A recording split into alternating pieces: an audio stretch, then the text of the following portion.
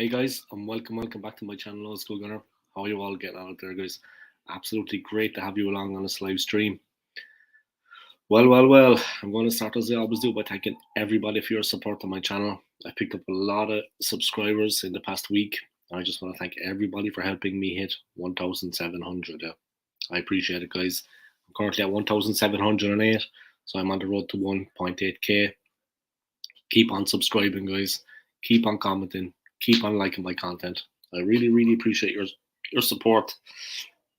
Believe you me, thank you to everybody. As you know, the season ended. Arsenal finished second in the league. Everyone knows that now. Our best chance of winning the league in 19 seasons. We fluffed our lines. We bottled it, as a lot of people have been saying, which is true. To a certain extent, that is true. We did bottle it. But it was a positive season. There was improvement. It's just a pity that when we went so close in getting the first league title in 19 years, that we let it slip. That is a pretty sad thing, to be honest. That is, of course, not something that anybody wanted. Yeah, it was very disappointing what happened at the end.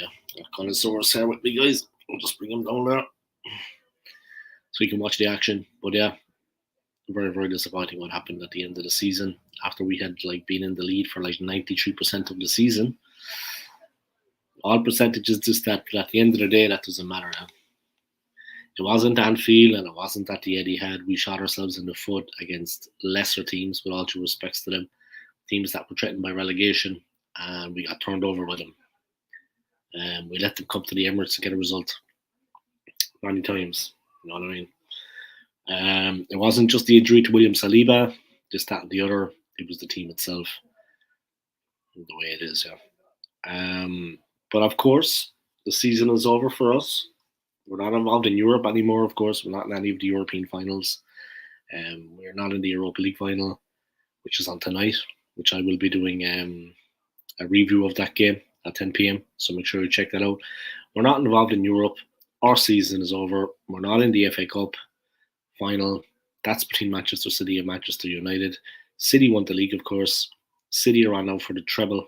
Like I said, they face United in the FA Cup. They face Inter Milan on June the 10th in the Champions League final in Istanbul, which I will also be covering on my channel. Make sure to check that out. But yeah, so our season is over. We finished 10th.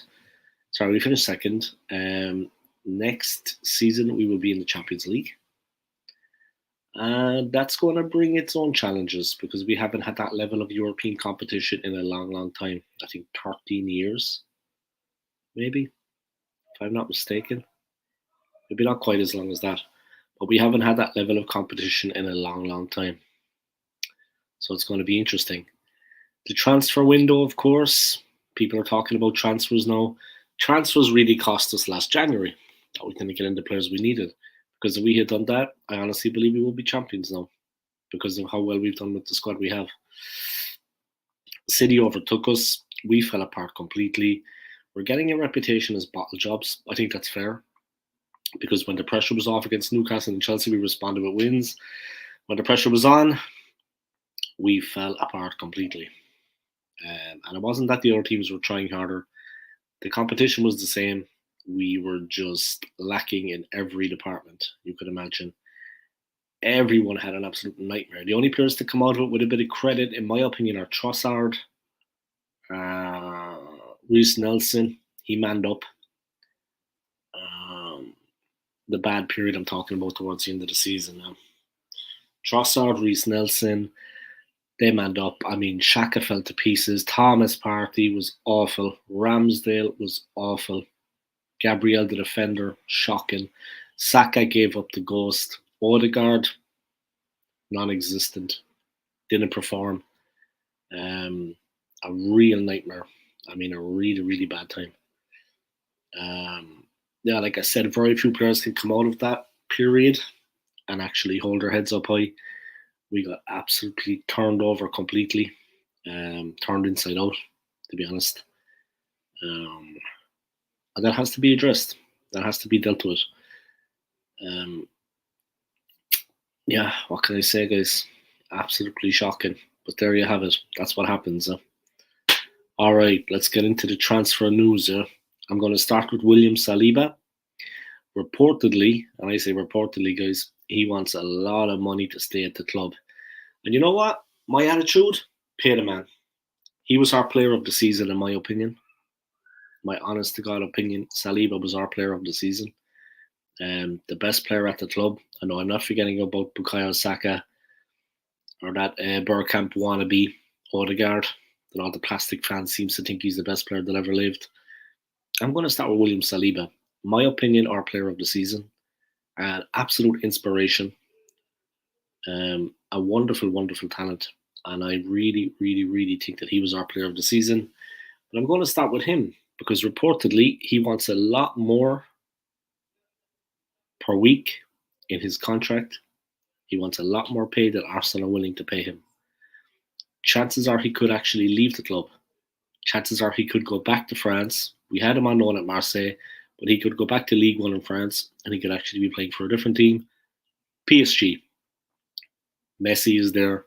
Neymar is there. Saliba would fit right in. And no doubt they would threaten in Europe, with a player of his caliber at the defence. They have a wonderful team as it is, but with him back in the defence, they would be absolutely phenomenal. You know what I mean? Near unbeatable. I rate this player very, very highly, and I'm just going to say to the Arsenal board and to Edu and Arteta and whoever else, Kroenke, pay the man. Whatever he wants, pay it. He is a fantastic, fantastic player. And us Arsenal fans, the club, we cannot be without this player.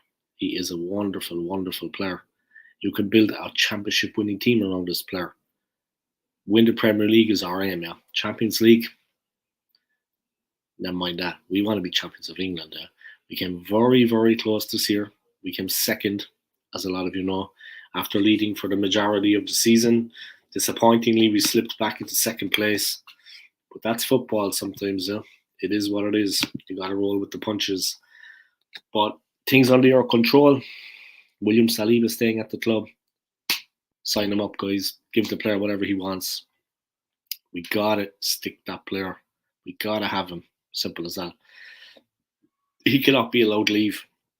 It's as simple as that. I'm going to get into it now, guys. The whole rumours about Saliba. Yeah? Supposedly he wants a higher wage than Arsenal are willing to pay him. Pay the man. It's as simple as that. Pay up or pay the price. Arsenal given harsh William Saliba reality check among contract talks. Arsenal need to hurry up and pay William Saliba what he is demanding to sign a new contract or face the reality of an even bigger financial hit. Yes, sir. You know what I mean? It is what it is, guys. Can't hide from the truth, huh?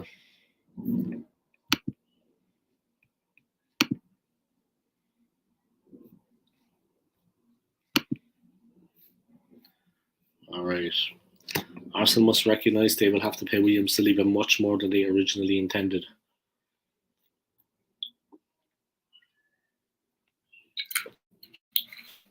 You gotta pump up the money sometimes in life, guys. You gotta pay. You get what you pay for, as they say.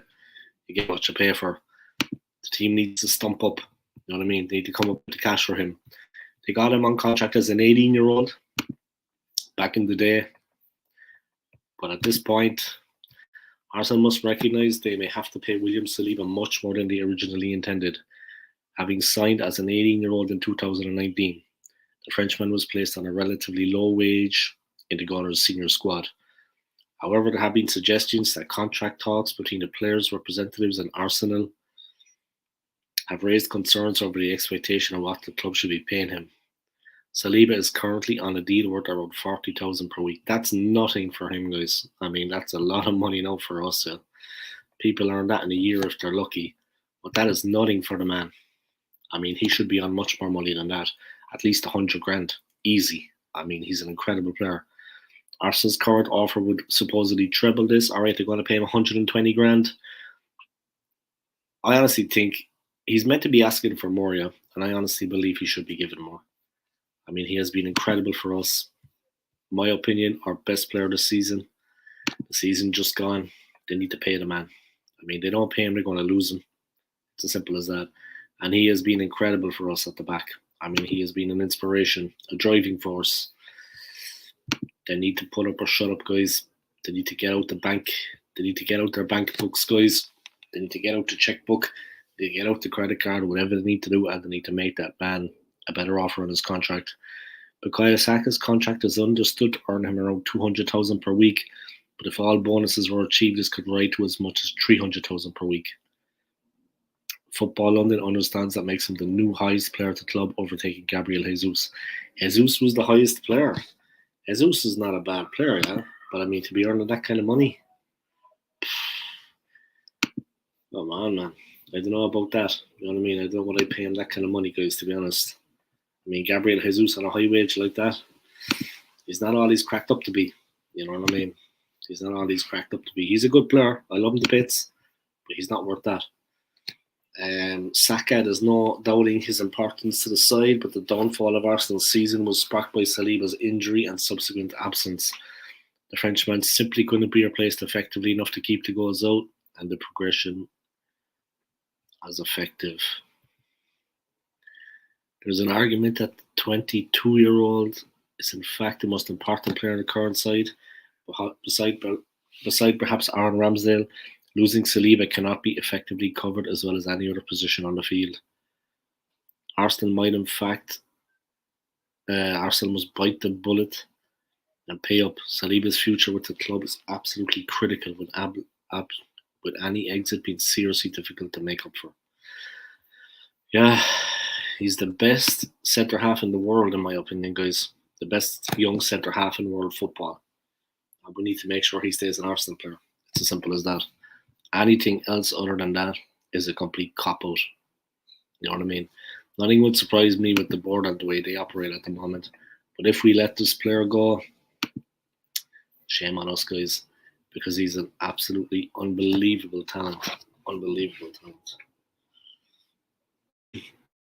Just give me 1 second, guys. I'm going to get to jiggery pokery on.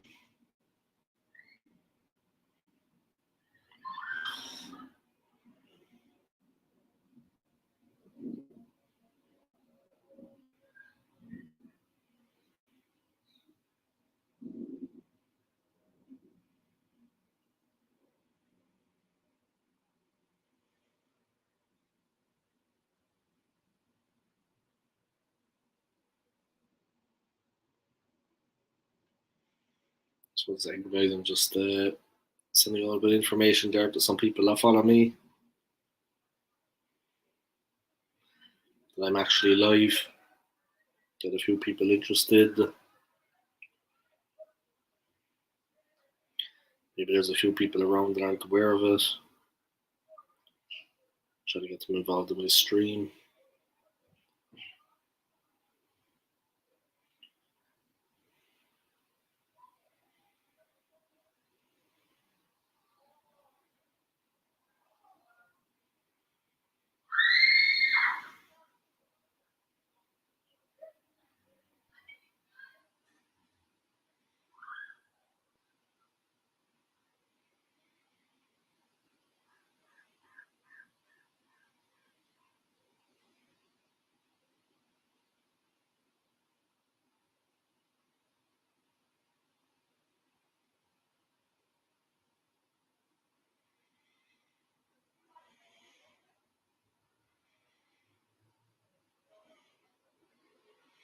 Alright, sorry about that, guys. Just spreading the word there that I'm actually live on my channel to a few people, you know, because I'm connected with a lot of different gooners on WhatsApp, yeah. Other YouTubers, football fans mainly, of course, first and foremost, football fans. Just making contact with them and letting them know that I'm actually live on my channel, doing my thing. You know yourself, it is what it is. But back to Saliba and PSG. He has been, in my opinion, our best player this season, our player of the season, the best player at the club, the driving force behind our league title push. One of the main reasons we got where we were. As soon as he dropped out and was injured, we fell to pieces.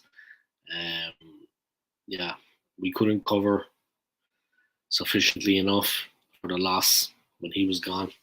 And it's a pity. It's a pity because we were thereabouts. We should have landed the title anyway. There was no excuse for what happened at the end. People can't be hiding behind excuses like Saliba. You know what I mean? Because there was 11 players out there, and it was like 11 against 11, and we had a lot of home games against lesser teams, and I say that with utmost respect for them, against lesser teams, and we couldn't do it. So the players need to look at themselves. Arteta's match management was also at fault for a lot of it. He needs to take responsibility for that too. Yeah. Arteta's man management, his match management, his game management. Arteta's game management wasn't it. You know what I mean? It was absolutely terrible. He needs to take responsibility for what happened to him. It's not solely his fault, but some of the decision making, absolutely shocking. I mean, can't say any more than that. You know what I mean? Honestly, can't say any more than that. It is what it is, I suppose people are going to say, but terrible, terrible, terrible.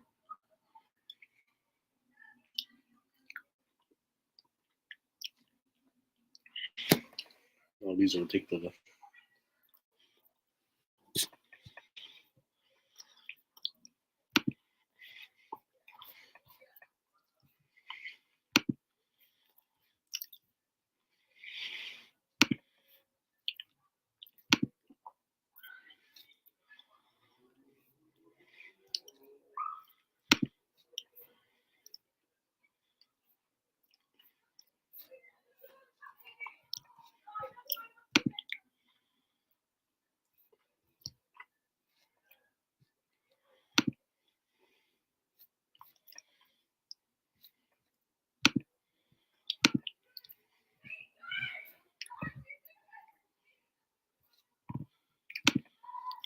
But yeah, what can I say?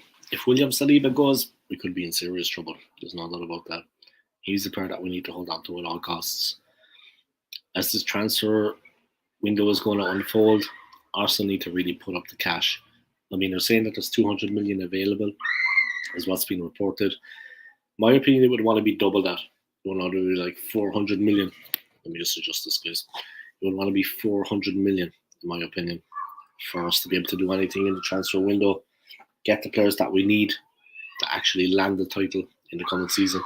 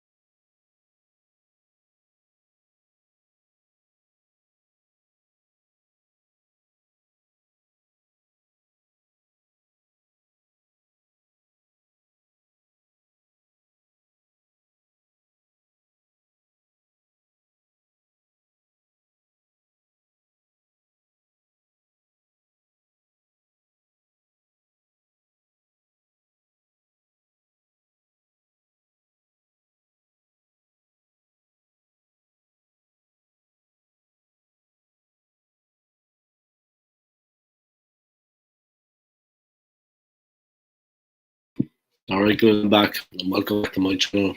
It is what it is, you know. It is what it is. Yeah, William Saliba.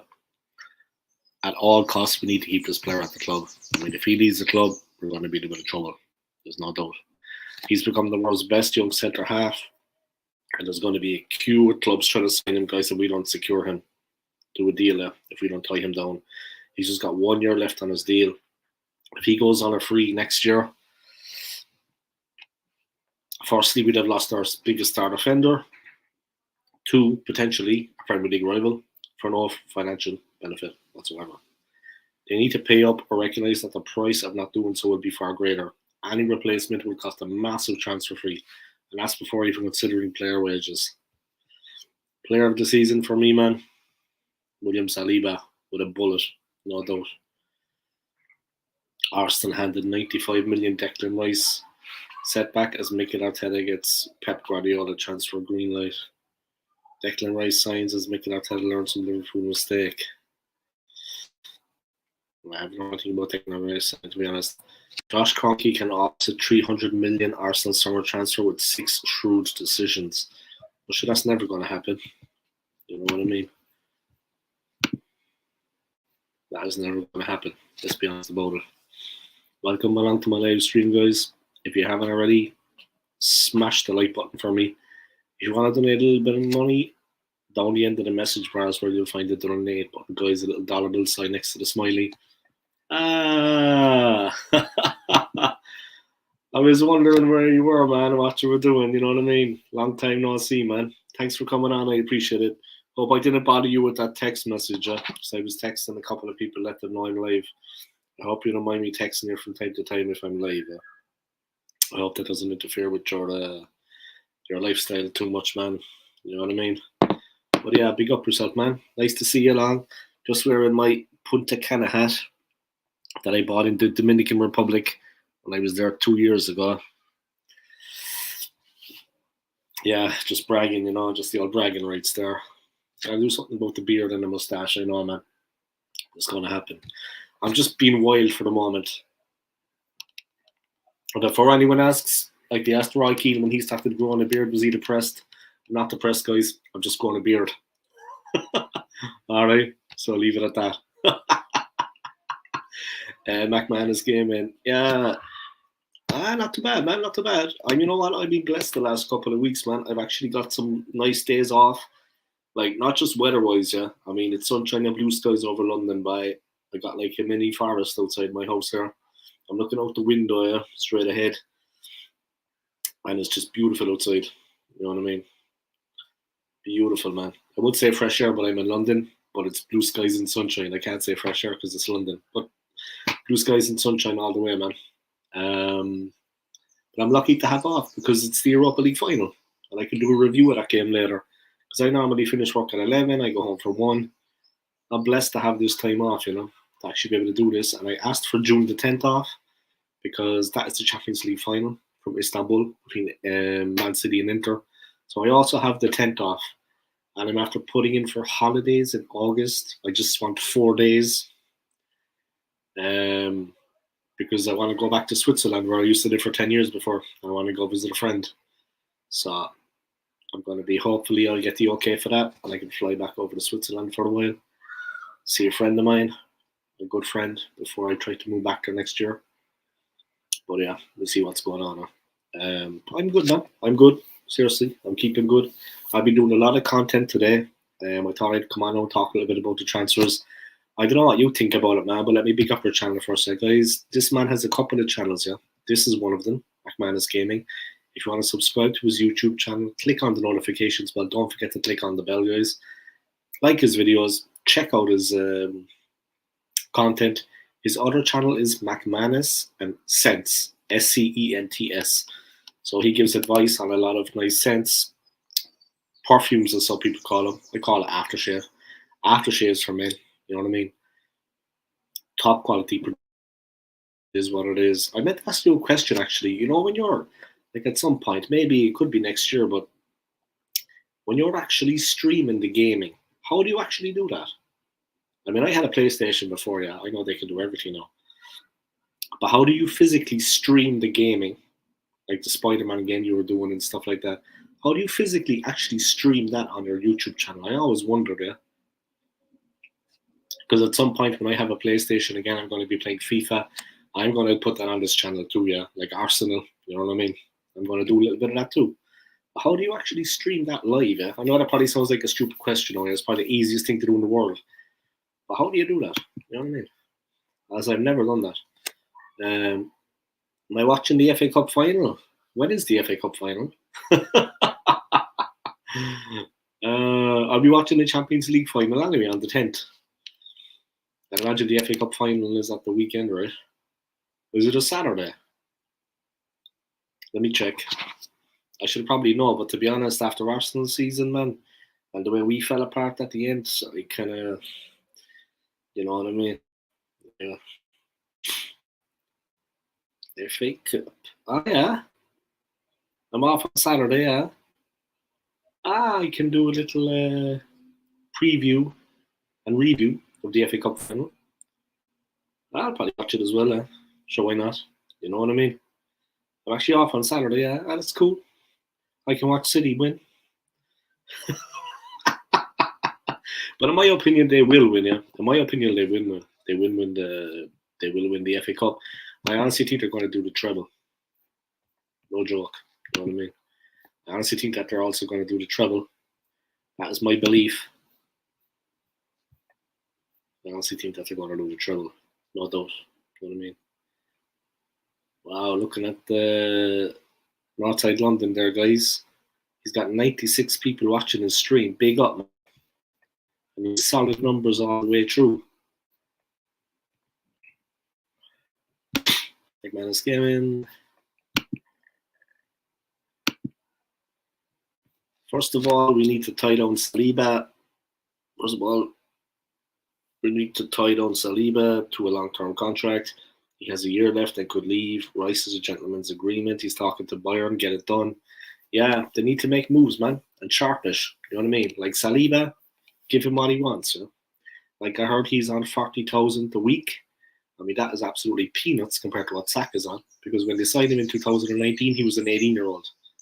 You know what I mean? That's 4 years ago now. Man's 22. They said they're going to offer him triple the 40,000 that he's been on since he joined as an 18-year-old. Yeah, so he's going to be on 120. But to be honest, I think he's worth more than that. Get the deal done, get him signed. Like you said, next season he can leave on a free. Last thing we want him going to is a Premier League rival. That's the last thing we need is him going to a Premier League rival. Get the deal done, get him signed. Simple as the way we did with Saka. Tie the player down to a deal. He's been fantastic for us this season. For me, he's our player of the season. I think he's the best player at the club. I know that's saying a lot now because you have the likes of Saka and Odegaard there, but I think he's head and shoulders above the two of them, in my opinion. And Saka is a wonderful talent, but for me, it all hinged on Saliba getting injured. We lost our way. He was a talisman. He was wonderful at the back, reassured in the tackle. He just made everything simple at the back, yeah. And himself and Gabriel had a good partnership. Saliba was reliable, and Gabriel could focus on his own defending in his own zone. Gabriel was trying to do the job of three players when Saliba went out. You know what I mean? Our defence went to pieces. He was stretched. Simple as that. The stream game and then through the PlayStation. Offer him 160 to 190 million. He's a quality centre back. If we do nothing, then that's disgusting. He's the best centre back we've had in years. Yeah, he is. And he was inspirational in our charge for the title. You know what I mean? He was absolutely an inspiration in that moment. It is what it is, you know. We definitely we need to get him signed. It's as simple as that. I mean, I don't know what the hesitation is about. I don't know what's going on in the minds of the club. But a player like that, we need him in the bag. We need him signed up, deal done, say no more about it. I mean, there can't be such a thing as,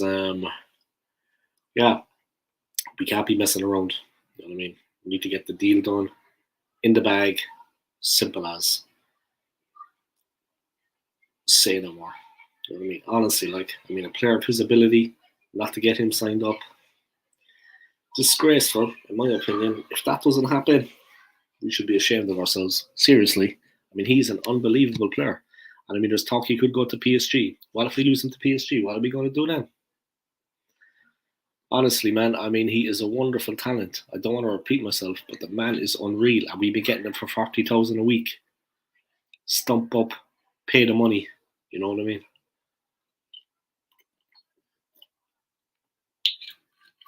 Put your money where your mouth is. You know what I mean? We need that player. We need him signed up. Get the deal done. And we need to look to the season. You can build a championship winning team around this player. He is absolutely vital. It could be really expensive next season if he leaves on a free. Obviously, they're going to get the guy signed. Obviously, they're going to put pen to paper. You know what I mean? But whatever he wants, give it to him. He's good enough. He deserves it. It's as simple as that. That's exactly how I see it. Simple as that. You got to do the right thing here, Arsenal. You know, we need this player. He is world class, a brilliant player for the club. Josh Kroenke can offset 300 million Arsenal summer transfer spend with 6 shrewd decisions. Arsenal facing 300 million realty summer transfer window as questions begin to aim towards Josh Kroenke and the club's investment plan. Plan? Do they have a plan? They probably do, I suppose. People mentioning a plan. Jeez, I don't know about that. Anyway, say what you want, yeah. Say what you want, guys. But a plan. Do they have an investment plan for this transfer window? I don't know, but I wouldn't be too sure. An investment plan. That almost makes it sound organised. It's far from organised, I'd say. Plan. The question is the case of whether Arsenal could. Ah, come on. What's happening?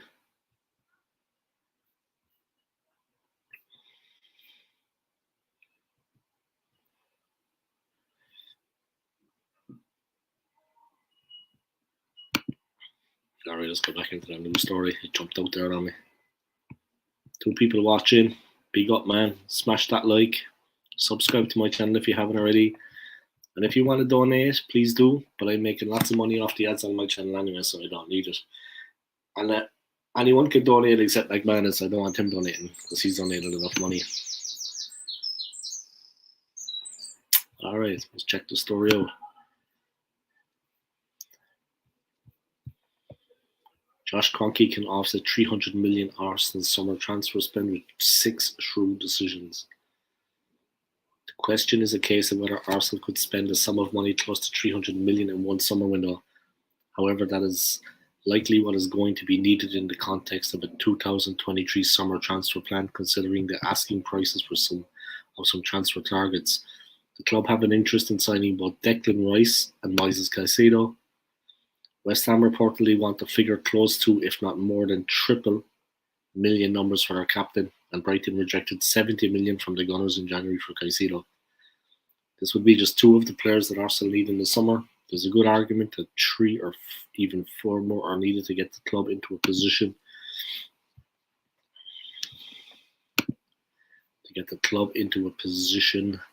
where it can challenge Manchester City to a greater degree and compete across 4 fronts, including the reintroduction to the Champions League. The Champions League is going to be demanding for us. We haven't been involved in that in a long time. People need to realise that it's going to be demanding. The season is going to be demanding, and there's going to be a greater strain on the players. And the level of competition in the Champions League is absolutely light years ahead of what you see in the Europa League. It's different gravy, you know what I mean? As we say in the business. So we need to really be well up for that when it comes along. It's as simple as that. Massive contract talks on the way. Delighted now that I know that I've actually got the Europa League final today, and on Sunday I've got the FA Cup final off. So I am going to watch it. Everyone's probably going to be streaming it, but I might do that too. Do a watch along. I'll do a preview and I'll do a review. You know what I mean? I'm sure I'll get a lot of traction with that. A lot of people will be interested in what happened there. But yeah, big up, man. Happy days for me. You know what I mean? FA Cup final, special occasion. I'm actually off work, so it's fantastic. Happy days. That worked out well for my channel. Can't complain. You know what I mean? Back to this Josh Kroenke story. Josh Kroenke, co-chairman and son of the club's owner Stan Kroenke, faces the question of investment. No one can deny the club has invested plenty in the club's transfers. In fact, Arsenal has spent more than £500 million on players since their full takeover in 2018. However, only recently has the success of investment begun to show real promise.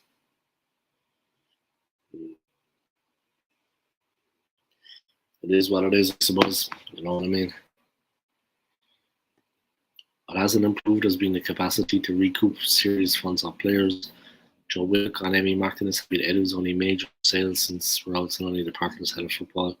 This summer, the resources to move on are not in short supply.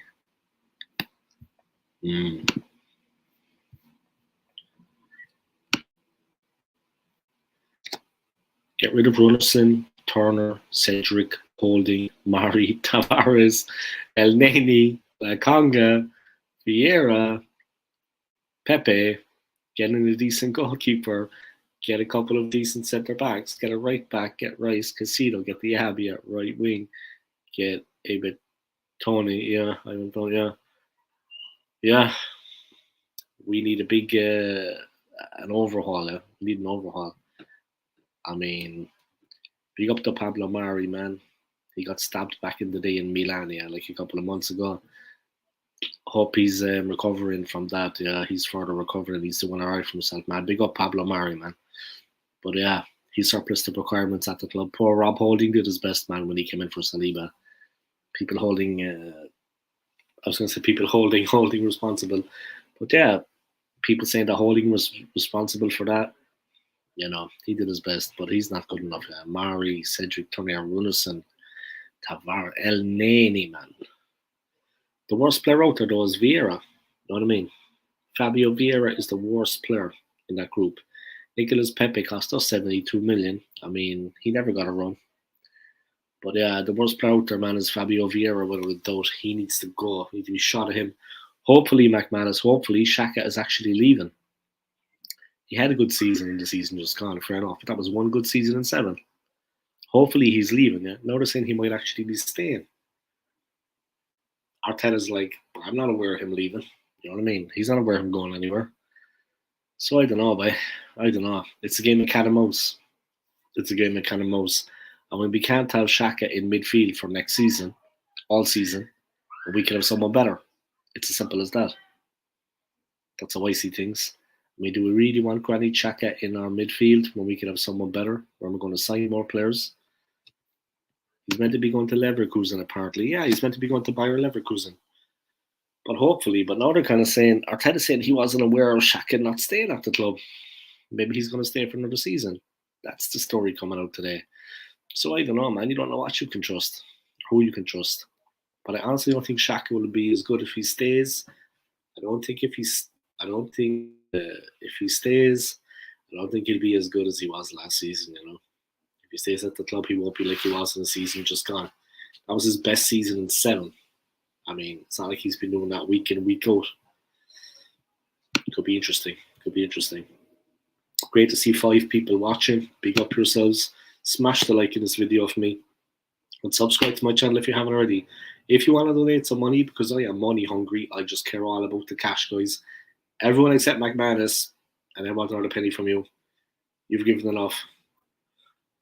Your support to my channel is enough. But everyone else, guys, at the bottom of the message bar is a little $sign. If you want to donate to the Old School Gunner, because I am monetized now, please do. If not, it's cool, guys. I know these are tough times for everyone financially. Just smash the like, guys, and give me your support. Yeah. Play my playlist later on if you want when you're at home. Whatever. Do your thing, yeah. Do your thing. Back to the whole thing here. Yeah, man.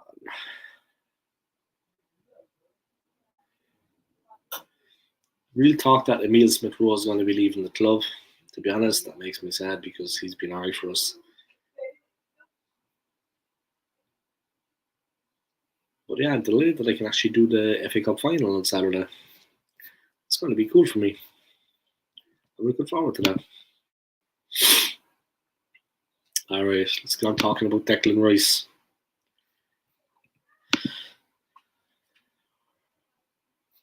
he said he had verbally agreed with Mikel Arteta on coming to the club, yeah. But now it doesn't look like I don't know. It looks like Bayern Munich could be coming in for Declan Rice. So it looks like Bayern actually could be coming in for Declan Rice. But to be honest, in my opinion, the player would go there. I mean, I'm actually surprised that he wouldn't go to Dortmund because if Jude Bellingham is going to be there, unless he leaves, I mean, they're both England midfielders. They're obviously in contact with each other. You know what I mean? Bellingham is probably telling him what the Bundesliga is like, as he plays for Dortmund at the moment. But maybe Bellingham would come to Bayern too. Could you imagine Rice and Bellingham teaming up at Bayern? I mean, stranger things have happened. It could happen. You know what I mean? They're obviously buds. They keep in contact. You know what I mean? Man, it's giving Shaka needs to go. Been with us 7 seasons and gave us one good season. Let him go. Yeah, we can't have him making a starting place. Like under Mikel Arteta, he's always going to be in the 11. He's always going to be a starter. We need new blood to come in now in the midfield. We need new blood. We need to free up spaces for new players that are going to give us that something extra. Xhaka is surplus to requirements. He needs to leave because we need to free up the spaces. We need to bring in better midfielders, younger, stronger, fitter, and more depth. I mean, there's a lot that Xhaka can't do. You know what I mean? He didn't do too well. He didn't do too bad this season, but there's a lot that Xhaka can't do. Regardless of another comment, Emile Smith-Rowe is miles better than Vieira. If we get rid of VSR, Vieira, then I'm done. And Smith-Rowe is strong. I mean, he's actually got physicality. Whereas Vieira was like a twiglet. He's got no strength in the midfield. He doesn't give us any power, any push, any hustle, nothing. He's a dead weight in the midfield, honestly. I mean, we can do better. Seriously. That's all I'm going to say about that. I just hope and I pray. I honestly don't think we should sell Smith-Rowe. Even if we're trying to make a little bit of money, you know, for more transfers and this and that. I think Smith-Rowe should stay at the club. And I would be very disappointed if Smith-Rowe left, regardless of the Fabio Vieira thing. Obviously, I'd be livid if he was sold and Vieira was kept.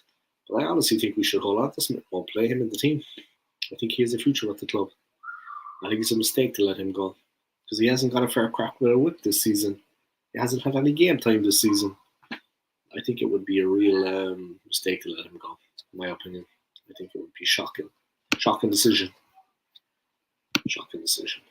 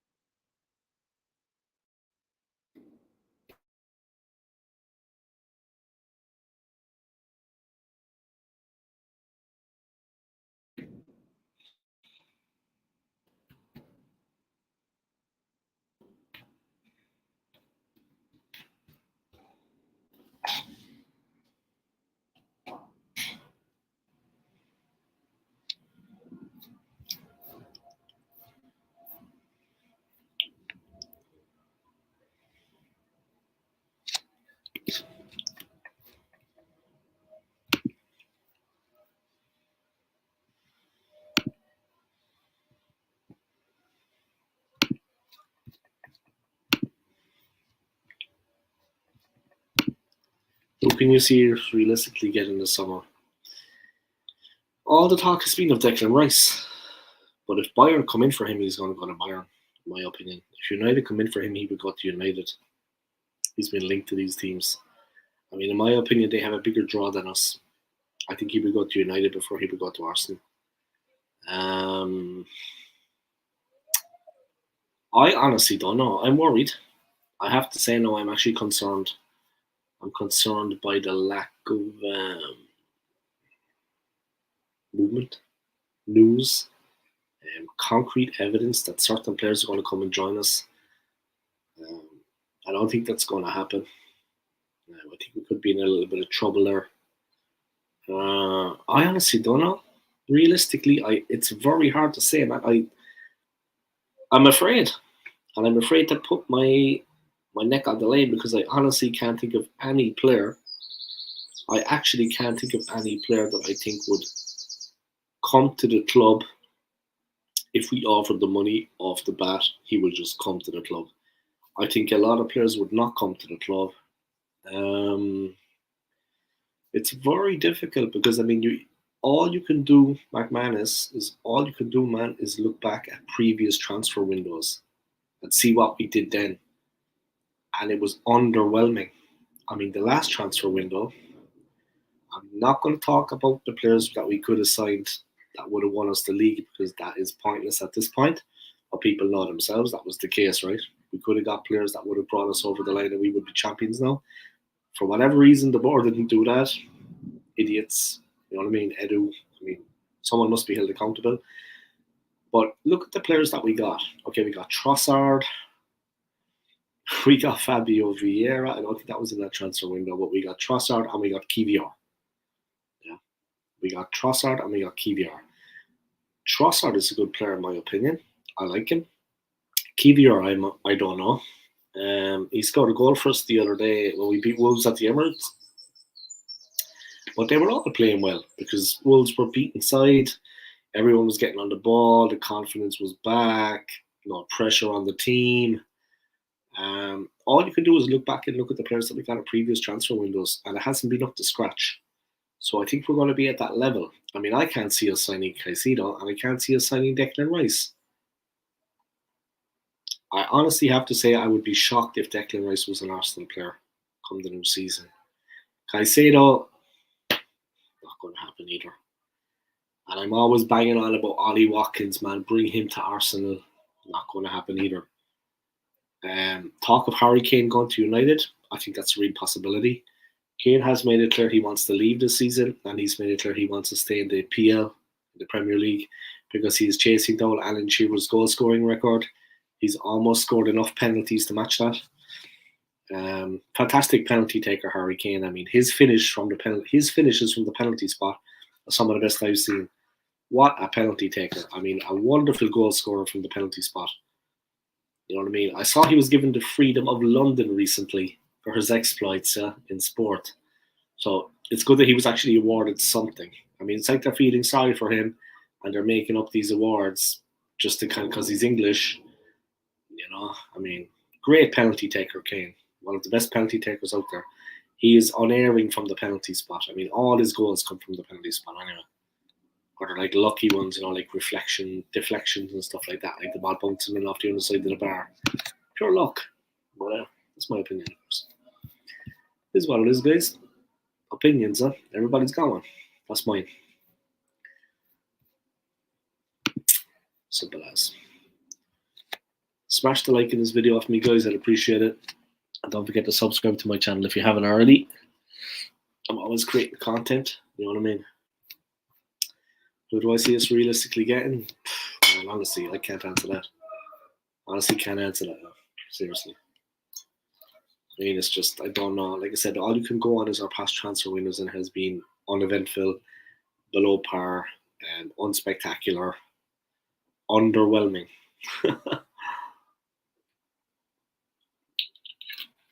That's how we see things anyway. That's the way of it.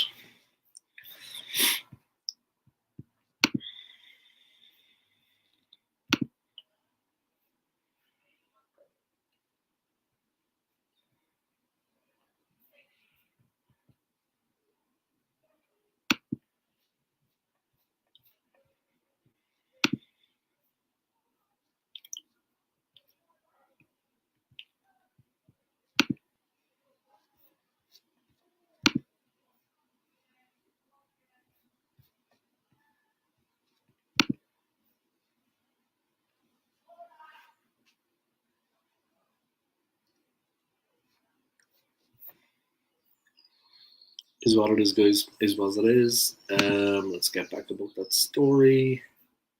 Bayern Munich are keen on signing Declan Rice this summer. Arsenal could be stumped in Declan Rice transfer race as Bayern Munich table a 95 million package. West Ham have agreed to let Declan Rice leave the club this summer. Their asking price for the midfielder was met, with German champions Bayern Munich now launching a huge bid to beat Arsenal to a signature. Bayern are prepared to pay a staggering package worth 95 million to land Declan Rice from West Ham, in a signal the start of the battle for one of the most sought-after players in Europe this summer. Bayern, who retained their German title on Saturday, are determined to beat Arsenal to the signing of 24-year-old Rice. Not going to be easy for us to hold on to him, guys, or to get him at the club. I mean, it's going to be easy for us to get Rice at the club. I think that the other teams are showing interest in him. Not going to be easy. McManus Gaming, what's Arteta's problem with Tierney? He played Givier over him. I take Watkins. I agree. Yeah, Watkins is an incredible player. Love that player, man. Strong as an ox. You know what I mean? I don't think we'll sign either Rice or Caicedo. Not. If we wanted Caicedo, we'd have signed him in January. Yeah, they made a 70 million bid in January, which was rejected. Maybe that was just a token offer. But yeah, I think you're right, because I think he would come to the club. He's already in the Premier League. He wants to stay in the Premier League. I'm sure he's happy. He would have come to the club if we put through a good enough offer. And money talks, bullshit walks. You know what I mean? If the offer was good enough, he would have come in January. Would he have been enough to steer us over the line and win the league? I think so. I think if we had got him in January, we would be champions now. With all due respects to Man City, it was in our hands. We had the games. We just needed to get the wins. We were already 8 points ahead. We were home and hosed, in my opinion. So he would have definitely had enough guile to bring us across the finishing line. You know what I mean? And I think we would have been champions. But look, hindsight is 2020. But like I said, if you want to see what we are going to do in the transfer window, look what we've done in previous ones. Uneventful, unspectacular, bargain basement buys. Thing I like about Ollie Watkins is he's Premier League proven, and that is why I liked when Zinchenko came.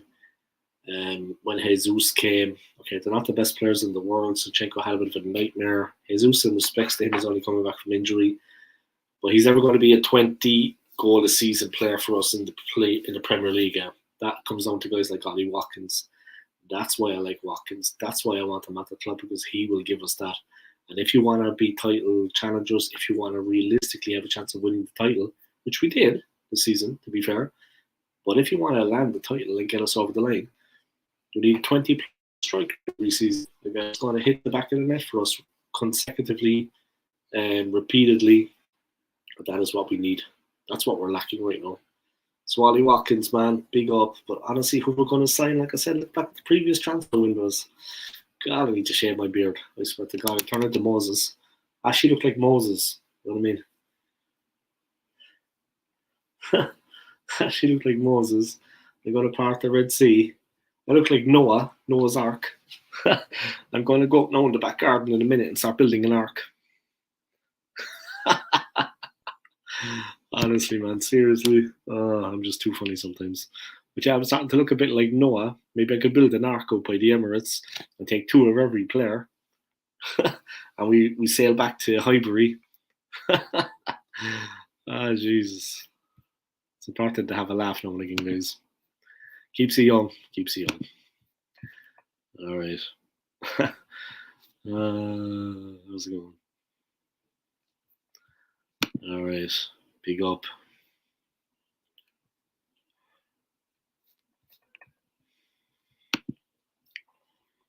For people watching, thank you for your support. If you want to donate a little bit of money to my channel, please do. I'd appreciate it. If not, just smash that like for me. I'll play my playlist maybe later on. I'd appreciate that too. Get me up and running. Yeah, it's been a good enough stream so far. But let me get back into that story. Declan Rice, yeah, if Bayern come in for him, he's going to go to Bayern. Rice has spoken openly about his ambition to play in the Champions League. Arsenal are qualified in the Champions League this season. The season coming. Bayern's German title is their 11th in a row. What? 11 league titles in a row for Bayern, man. Kind of feel sorry for Dortmund, though. But they're looking to spend big this summer after being crushed by Manchester City in the Champions League quarterfinals last month. West Ham value Rice at more than the Germans are offering, but are prepared to reject a bit of that size. Man United and Liverpool are also big fans of the European Championship finalists with England in 2021. Both clubs are looking to reinforce in midfield this summer. Rice preparing to compete against Fiorentina in next week's Europa Conference League final. Yeah, of course. He looks certain to leave West Ham this summer, though, guys. But honest to God, Arsenal need to get him. I mean, if we don't get Declan Rice, tells you all about our ambition for the coming season. We need to get that player. It's as simple as that. We need to get that player. I mean, there's no ifs, buts, or maybes about it. We need to land him. You know what I mean? We need that player ASAP. I mean, there can be no excuses. There can be no excuses here. We need that player. So let's see. Let's see what happens. But definitely, it's not going to be easy for us to get that player. But he does want to play Champions League football. And we do have Champions League football. You know what I mean? So he can't play Champions League with Arsenal. But if a team like Bayern come in for him, he's going to go to Bayern. And in my opinion, if United came in for him, he would go to United. He would go to United. I honestly believe that. He would join them. Say what you want, though. My opinion is he would join them. He would join them. Let me see what was going on with Lee Gunner today. He did an upload. Big up Lee Gunner, man.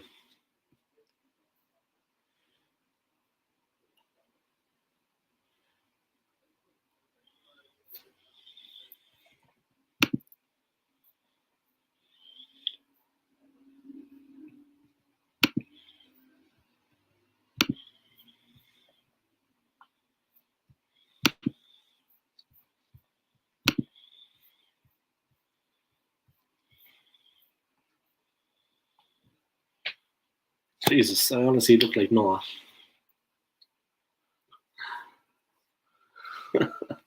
Jesus, I need to have a shave. Oh my god.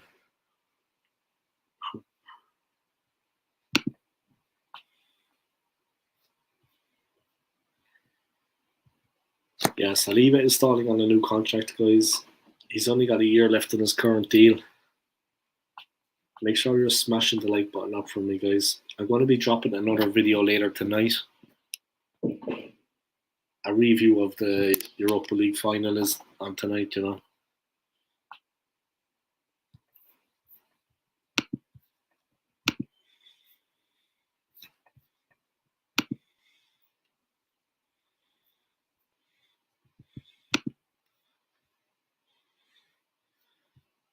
Stan Kroenke has made an extra $2 billion since March, guys. I'm hearing. So we got an extra war chest, but of course we're not going to get that. We're not going to get that money pumped back into the team. Of course, not going to happen.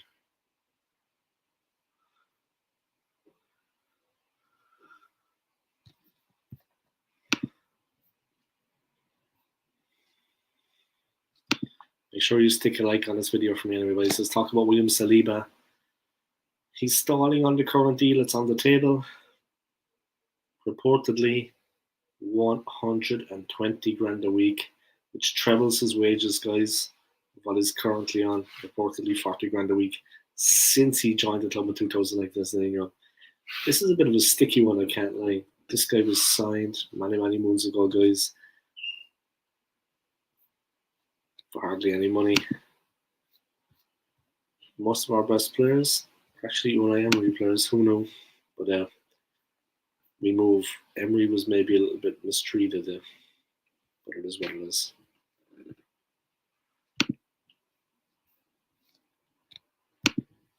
He was sent out on loan, comes back in, looks absolutely incredible. Arguably our most important player of the team. If you look at the way our team collapsed at the end of the season when Saliba was injured, the team fell apart without that glue of William Saliba in defence. The team, everything looked disjointed. Partey at right back, Ben White centre back, Holding was in centre back. I mean, things went nuts when Saliba went out of the team. Saliba has obviously seen 4 of the players sign new deals. Saka, Ramsdale, Gabriel Marquez, and all the reports that are doing the rounds are suggesting that wages for these other players. 290 grand for Saka. Obviously, Saliba's thinking I want to slice it up. Why wouldn't he? You know what I mean? He's coming to the team. First time he's played for Arsenal. We were in the title race up until April. So he's probably thinking he's an important player for the team, which he is. Then look at the way we collapsed after his absence to the team. He's probably thinking, hang on a minute, I want a bit of this money. Maybe he's thinking, I don't really think this club is the one for me after the way they've treated me for 3 years, farming him out.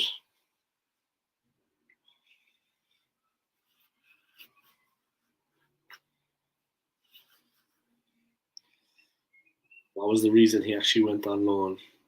We never heard anything here.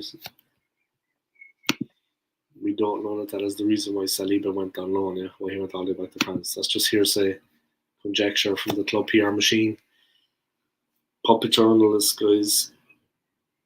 These same puppet journalists will start putting these stories out about PSG being into him. Why wouldn't they be into him? He's 1 year left on his contract.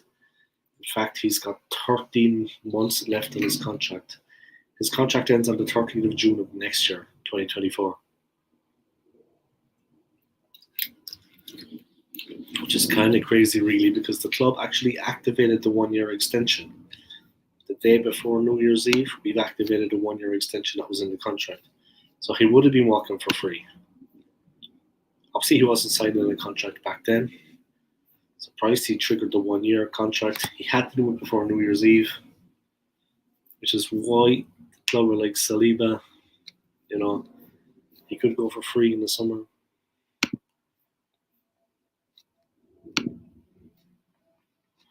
Protecting the player, the asset, the club for him leaving for free.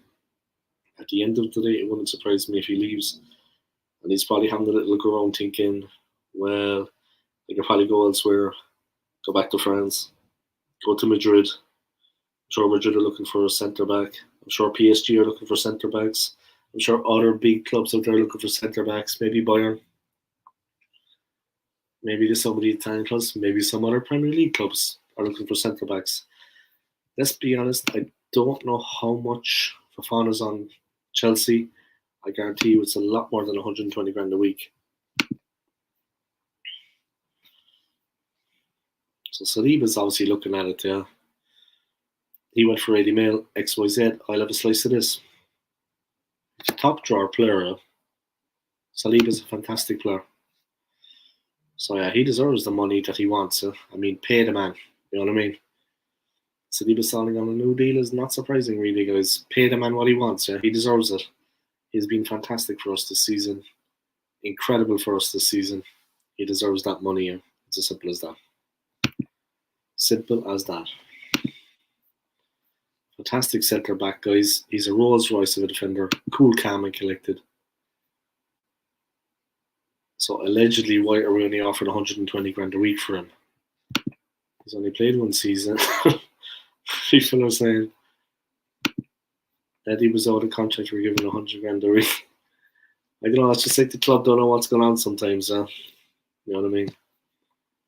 Other players are getting contracts on top dollar that have not played as well as Saliba has. So surely Saliba wants to get the pay deal for himself.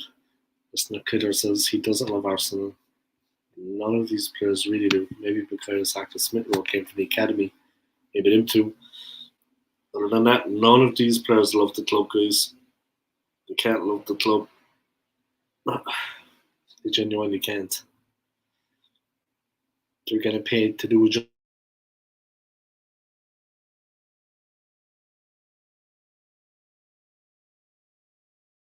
Just say he still loves the club if he leaves. Or is he doing the best for his career? There's a difference. You know what I mean?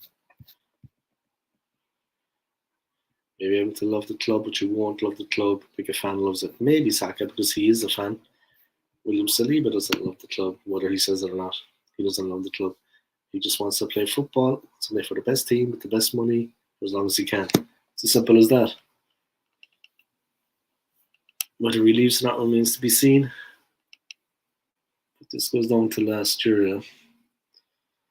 which is a month away. Oh my days, buckle up, guys. The club have got big decisions to make. Do they let him on the contract down so they can convince him? Or will they sell him this summer? If they sell him this summer, we're in for a big headache. A big headache. He has been our best defender by a mile. Gabriel Magalhaes, fantastic. He's been brilliant this season, his best season. But Saliba, overall, definitely our best defender, our best player. That's how I see it. Testament to the fact that he's our best defender, our best player. Pay him the money that he wants. Pay him the money that he wants. If he wants 250, pay him 250. We paid Eddie and Ketty 100 grand a week for what? Bin Eddie, I give him 100 grand on top of the 120 already offered. It's not rocket science.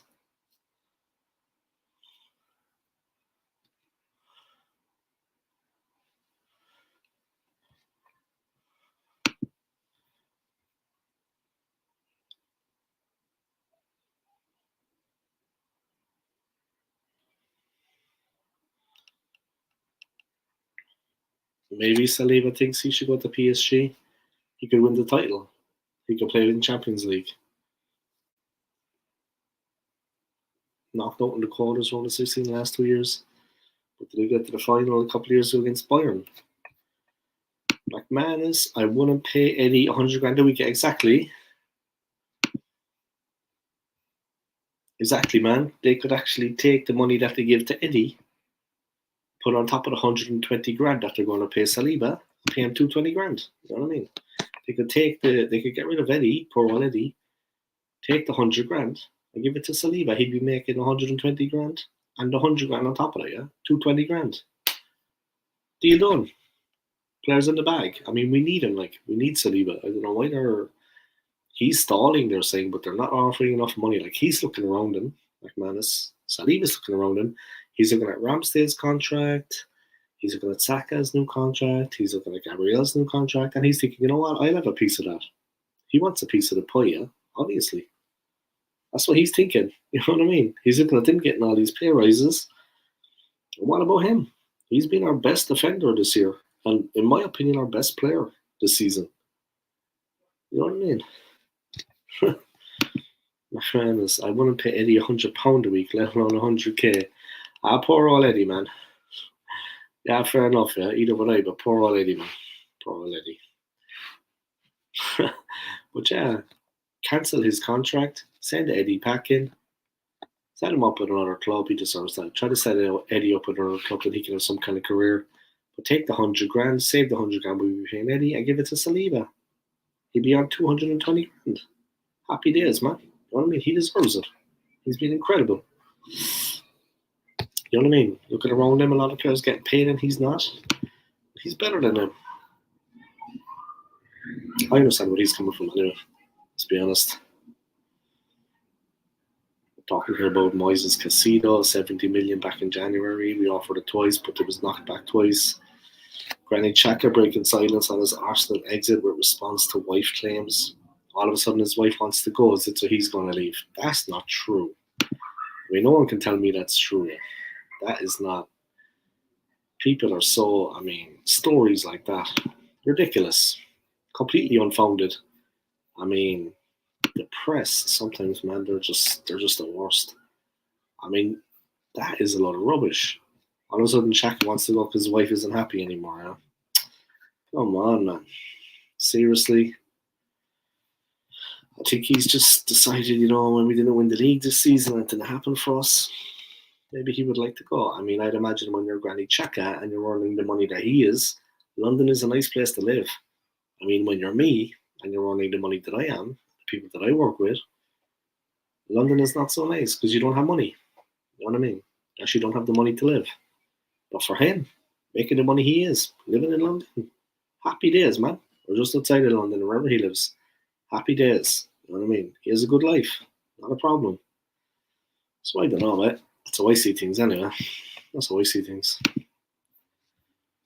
But yeah, each of their own opinion, I suppose, isn't it? Without this, alright, give me 1 second there, guys. I just gotta go drain the weasel. Then I'll be back, alright? I gotta hit the head.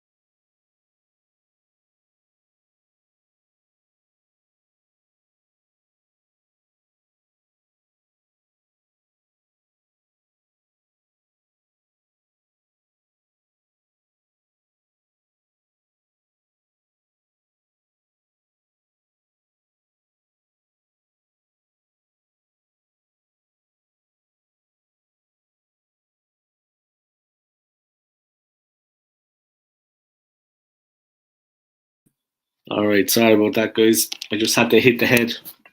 I had to drain the weasel. I was drinking a lot of water, so oh, I had to drain the head, guys. I had to drain the old weasel. All right. Do you think we should sign Madison? Yeah, you know what? We were chasing him for a long, long time. I think was that the summer of 2021 when I was in South America. Was it when I was in Venezuela?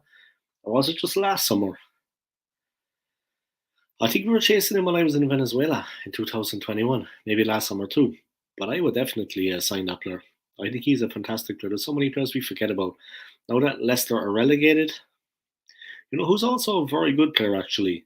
He also plays for Brighton. Well, they have two other very good players, in my opinion. Well, they have more than that, but players that catch my eye.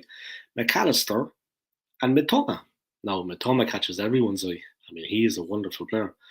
But Brighton have a couple of handy players there too. Man City won one away game against the top nine. That was against us. What? Really? They only won one away game against the top nine, and that was against us. And they still were champions. That's about right, and that's typical Arsenal. McManus, man, he's really going for it, huh? Really going for it, man. Really going for it, my friend. Really going for it. But the truth hurts, I suppose, isn't that what they say? But I find it hard to believe. They didn't beat any of the other teams in the top nine positions away from home. We were the only one. We were the only one. That is, well, that can't be right. We're the only top nine team that they beat away from home. Well, in fairness, though, when we played them, they were bang on form. Excuses now, guys. I'm coming up with excuses. But when we played them, they were bang on form. Bang on form. Bang on form. You know what I mean? Maybe that's the reason why, I don't know. But yeah, as you can see, guys, I'm turning into Noah. I'm going to build the ark and I'm going to sail it over to the Emirates and we're going to win the league. I'm going to take two of every player and I'm going to build an ark. All right. McManus with the comment, McAllister's linked with Liverpool apparently. But I'd take both McAllister and Mitoma. So would I.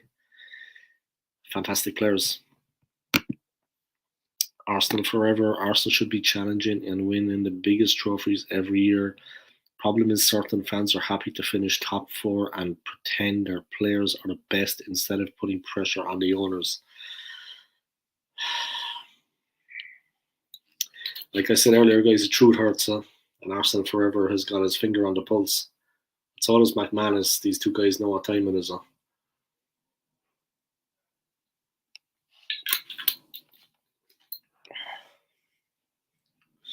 Simple as. Yeah, but if we lose out, man. I mean, seriously, if we don't get Declan Rice, there's a lot to be said for that, But honestly, if Bayern come in for him, he's obviously going to go to Bayern. News coming in now that Harry Kane could go to United. You know what I mean?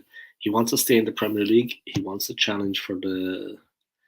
He wants to actually challenge for the Premier League goal scoring record. So he wants to stay in the Premier League, which I can understand. He wants to go for Shearer's goal scoring record. He doesn't want to leave the league right now. Of course, that would make no sense. Him leaving the league right now would make absolutely no sense. You know what I mean? Simple as. He wants to stay and he wants to get that goal scoring record of Alan Shearer's. He wants to be the man. You know what I mean? So it just would not make any sense for him to leave. It wouldn't make any sense if he left. You know what I mean? Arsenal should be challenging and winning the biggest trophies every year. Problem is, certain fans are happy to finish top four and pretend their players are the best. Yeah, and we see it week in, week out. Then when we play, they're actually not the best. I mean, we ran it close this season. We had a goal in the league. The team did have a goal. I mean, up until Saliba got injured, we were thereabouts. We're 8 points clear at the start of April, like I've been banging on about for the last God knows how long, since the 1st of April. We were 8 points clear, yeah, and it's no April Fool's joke, guys. We were 8 points clear of them. And they turned it around completely. And they even lost a couple of games at the end because of the games that weren't, I'm going to be live streaming again tonight, guys, at 10 p.m. after the Europa League final. So I'm going to be doing a review of the Europa League final, a match reaction. So make sure to check that out. Just to let you know, I'm not going anywhere right now from this stream, but just to let you know, I will be doing a match reaction, a review of the Europa League final, which is on tonight, which just started 8 minutes ago. It is, of course, being held at the Puskás Arena in Budapest. It is Jose Mourinho's Roma against Sevilla. So it's going to be an interesting one. If Jose Mourinho wins, he will be the most decorated manager in European football, believe it or not. He's been in 5 finals and he's won them all. This is number 6. Say no more about it. Honest with the comment, those fans are the problem. Top 4 is in the trophy. The same fans that said when we're knocked out of the FA Cup, League Cup, and Europa League, we don't need them. We've got bigger fish to fry. Fools.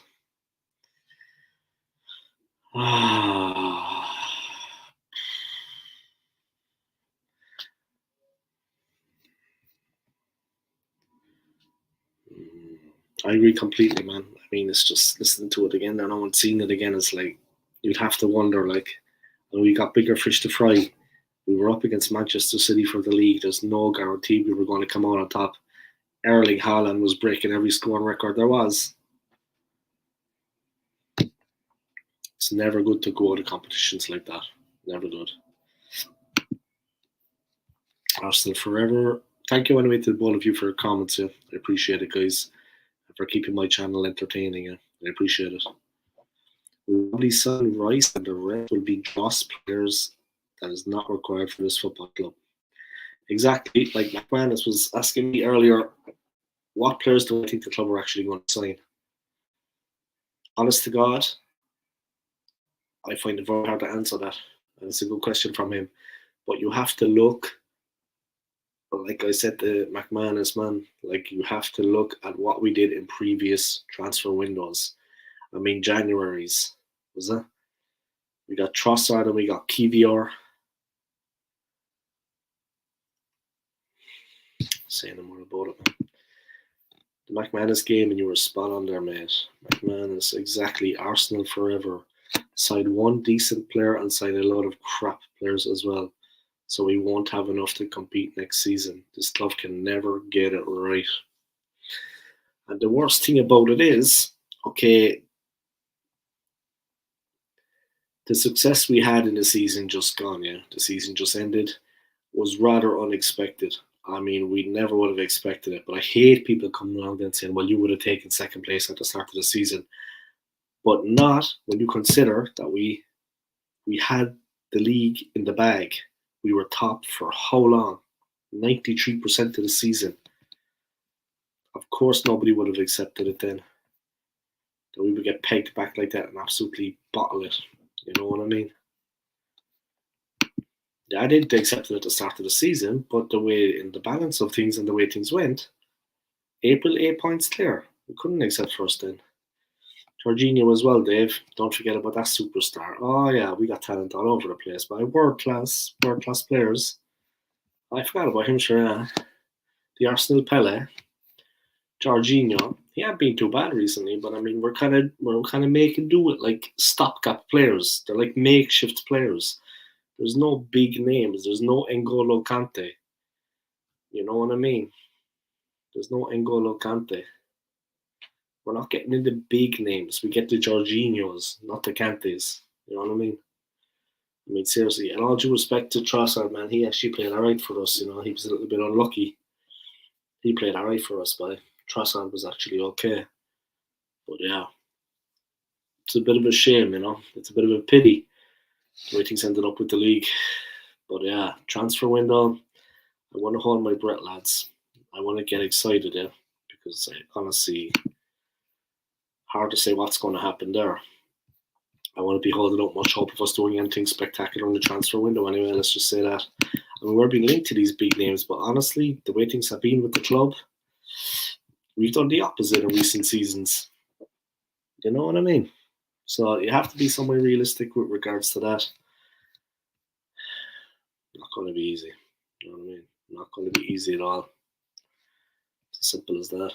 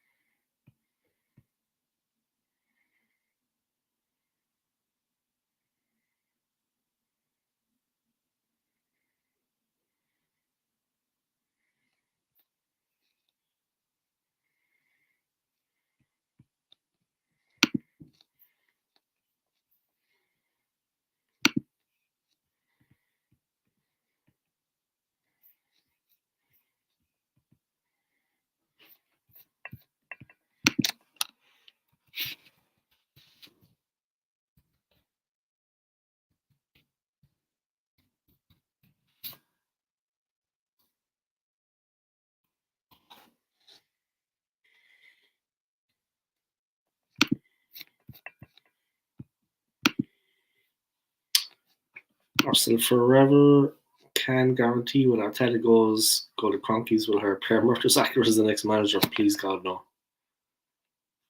Please God no. What is it about signing? What is it about us signing like former players as managers? I mean, that has to stop. We need to get real football managers in at the club. Real football managers. I mean, we can't be always signing former players. That has to stop. That has to end. It's as simple as that.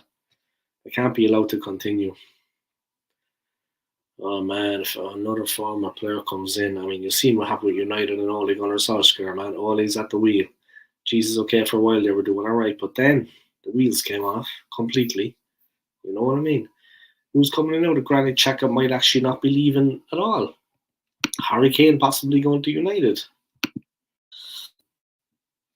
If you look at the Arsenal FC official website, nothing at all said about things like that.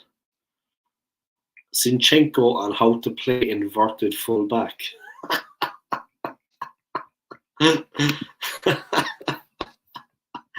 Zinchenko is saying how to play inverted fullback, is it? Yeah, boy.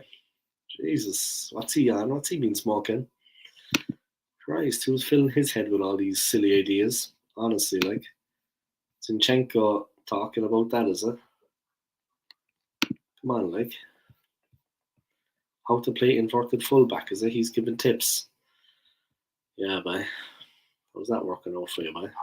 Jesus. How's that working out for you? God almighty. He's talking about how to play inverted fullback. Cheek of him, boy. It's actually hilarious though when you think about it. Like honestly, it's actually hilarious when you think about it. I mean, the cheek of him. Like, I mean, seriously, he must be on something. I mean, they must be giving him some kind of like ephedrine or something, or there must be something like they take like a blood sample after the game and he just gets pro hyped up. Like, I don't know, that's not right. Like, so that can't be right. Him giving advice on how to play inverted. Oh my god. Inverted left back, but sure, he was horrible for us. He was shocking, man. Seriously.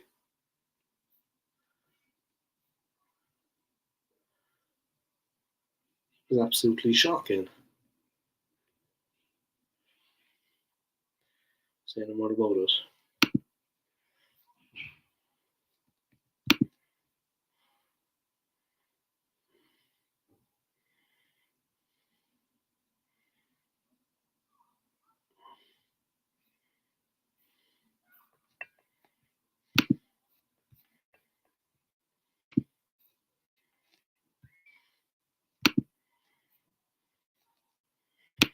Mertesacker, hell no.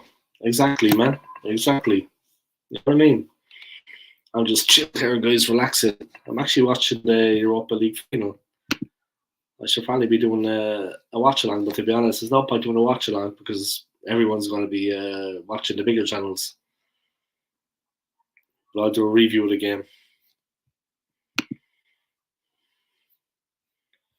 Sevilla nil, Roma nil. It's Sevilla nil, Roma nil, guys.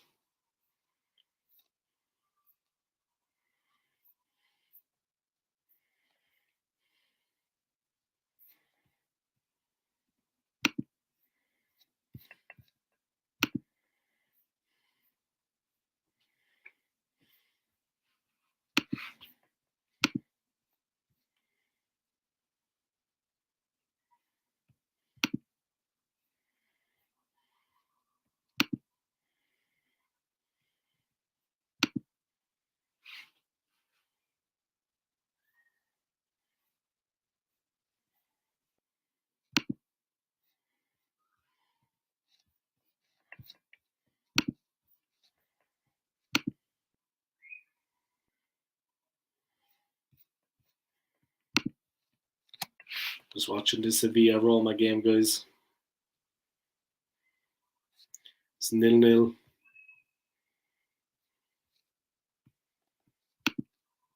No spark yet from Sevilla, guys.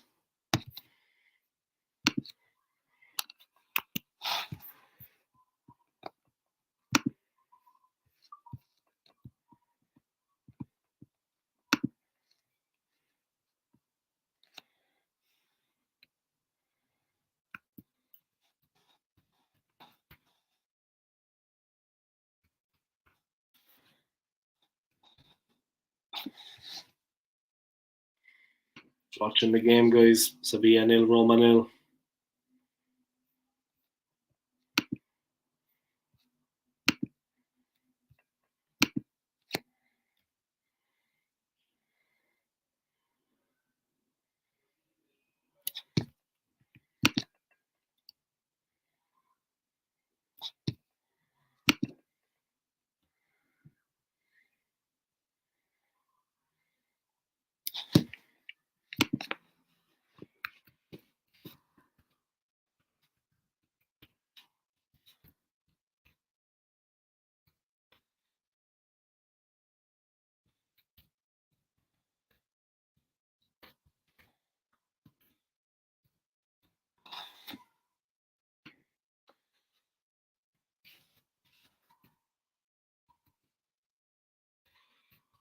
Watching the final, guys. It's currently 0-0. Sevilla nil, Roma nil.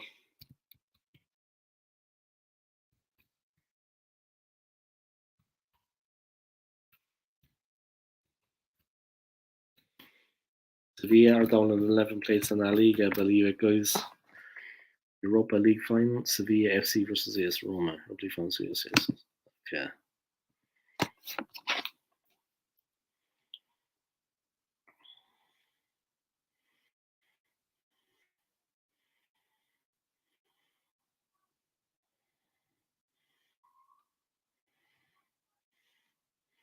"21 minutes gone, guys. 0-0.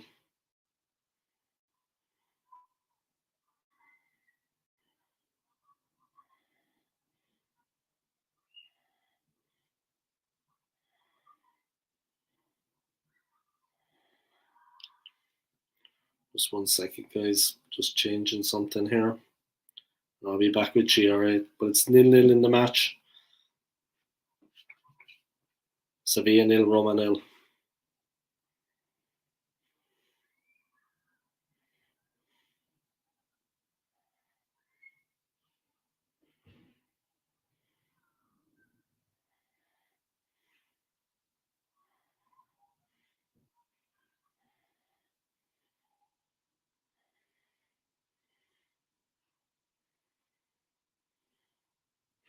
Just 1 second, guys.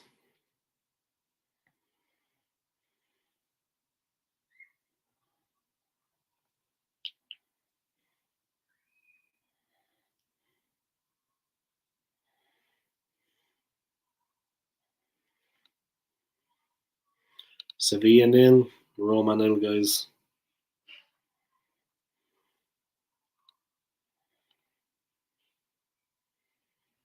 Just setting up a thumbnail for stream, guys. Just give me 1 second.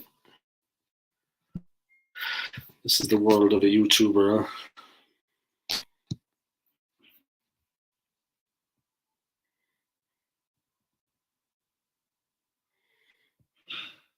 I'm looking very well organized, guys. Just to do this for my whole marine side, huh?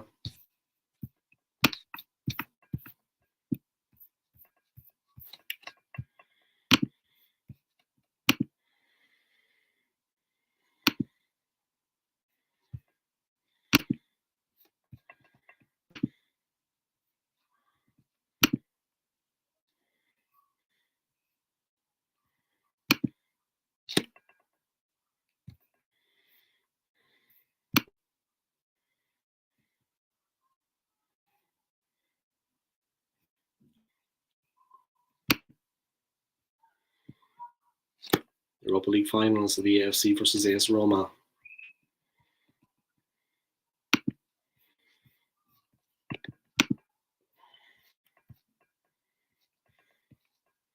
Give me 1 second there, guys. I gotta do something else. I'll be back with you. I'm just editing a little bit on this video. It's 0-0 anyway, guys. Sevilla 0, Roma 0. 25 minutes gone.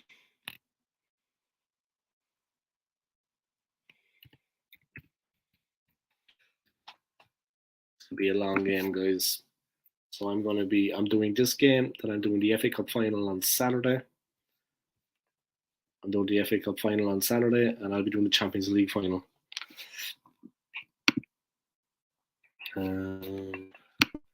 Change this.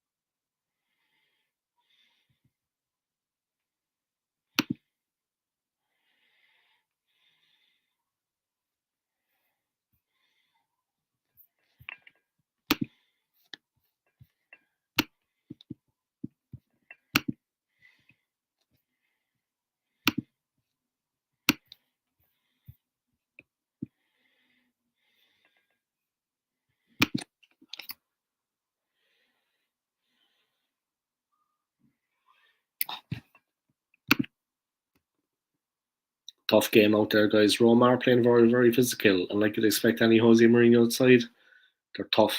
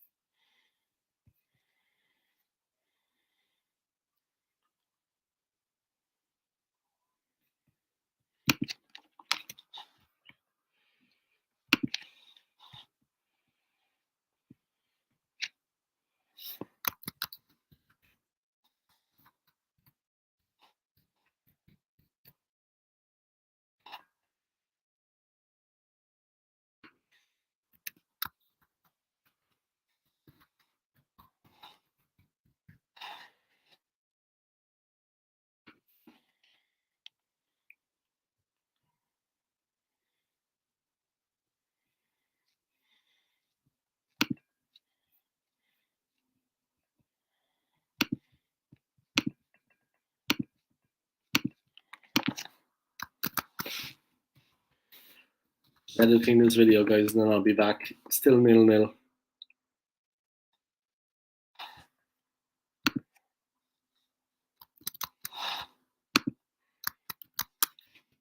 Technically, Sevilla look a little bit better on the ball, guys. Roma are a little bit more direct.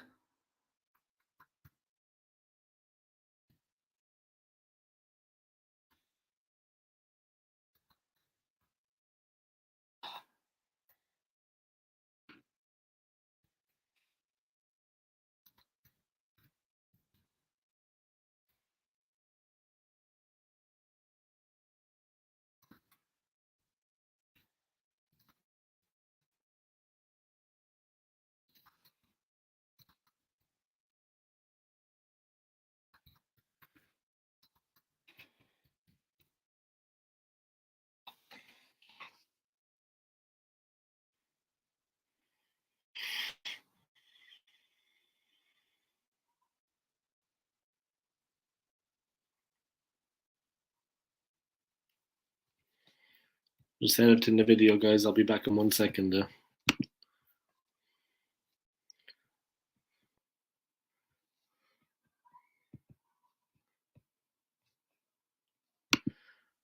Apparently, Arsenal said Saliba is demanding too much in wages.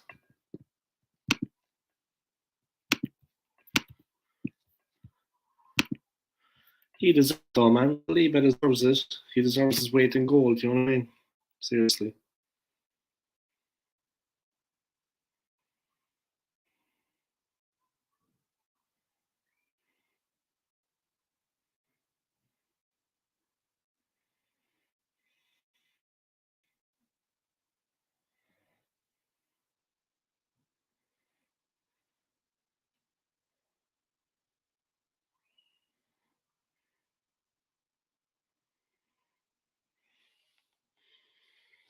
Just 1 second, guys.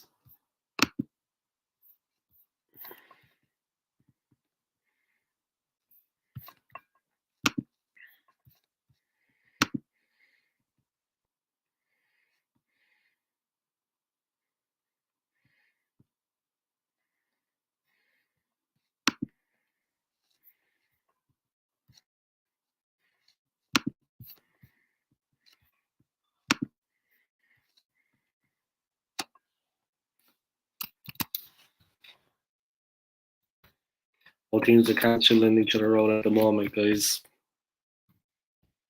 They're looking to try to get something from maybe set pieces.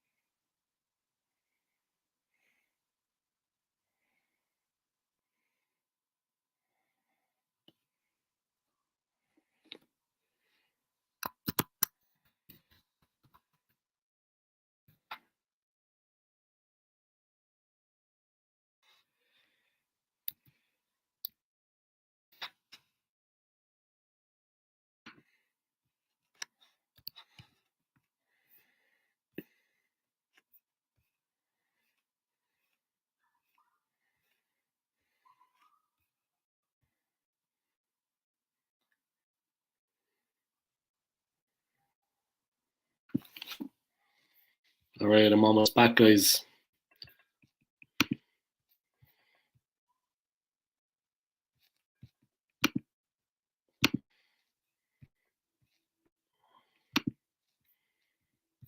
All right.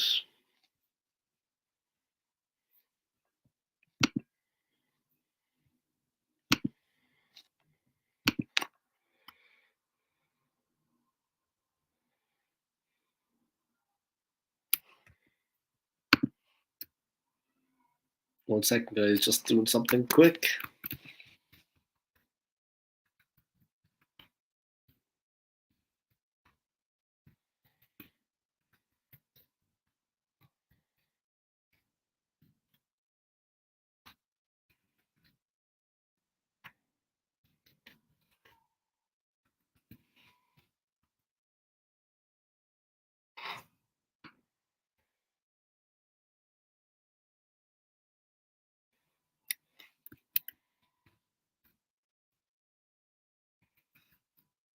It's 0-0, guys.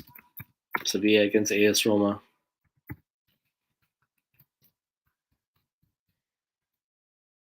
Dybala scores, guys. It's 1-0. Dybala has scored for Roma. That's what the man can do, yeah. Back from injury, guys. He gambled tonight. Clinical finish. Europa League final. I watch along Sevilla FC versus AS Roma.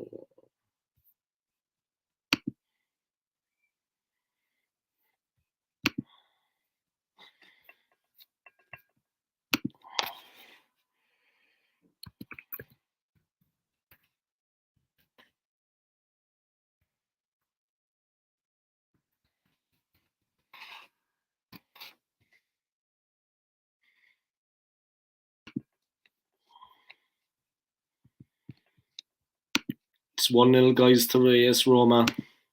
Dybala with the goal. 1-0 Roma, guys.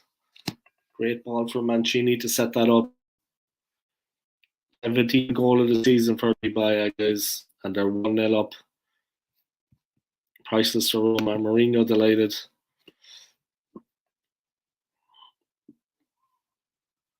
Look how unperturbed Mourinho is by that, guys. Right, just give me 1 second, guys. I have to turn on the light in the background here.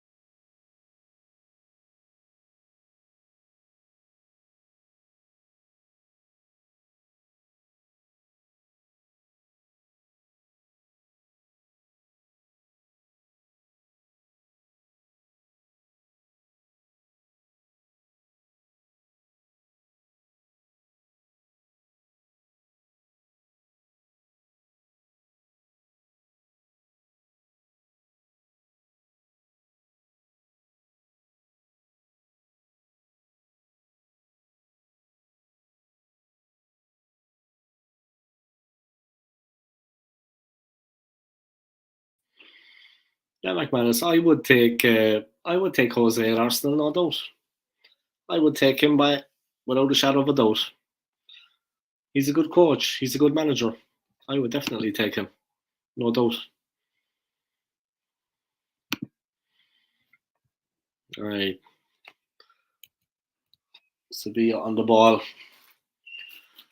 There's a foul over there. Down goes Dybala, the goal scorer. 38 minutes gone, guys. It's 1-0 to Roma. Dybala goes down. The free kick is being given. Ridiculous reaction from some of the players.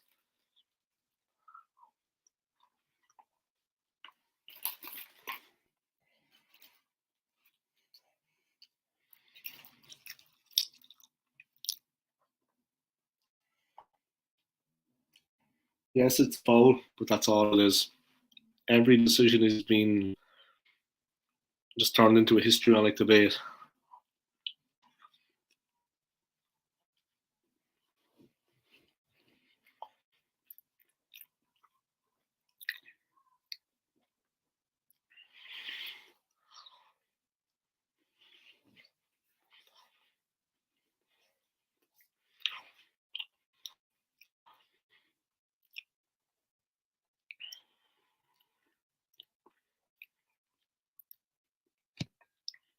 40 minutes gone, guys. Sevilla nil, Roma 1.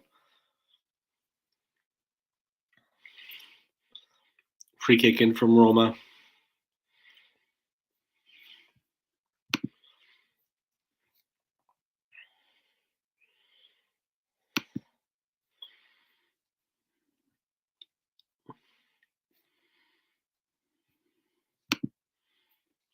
Sevilla nil, Roma 1, guys.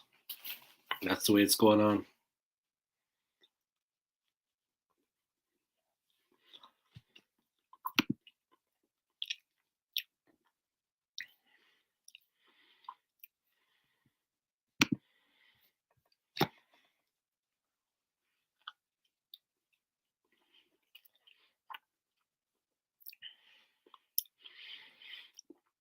Sevilla, they're very one-dimensional out there. They're not hurting Roma, but Mourinho has Roma tactically perfectly set up.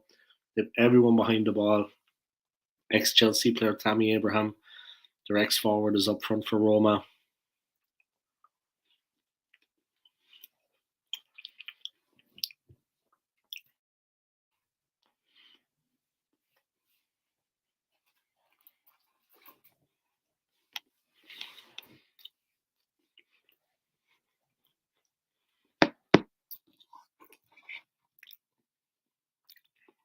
Sevilla with the ball. They have it at the back, but they're not making any inroads, guys, against Roma. Mourinho has Roma very well organised at the back, as you'd expect from a Jose Mourinho team.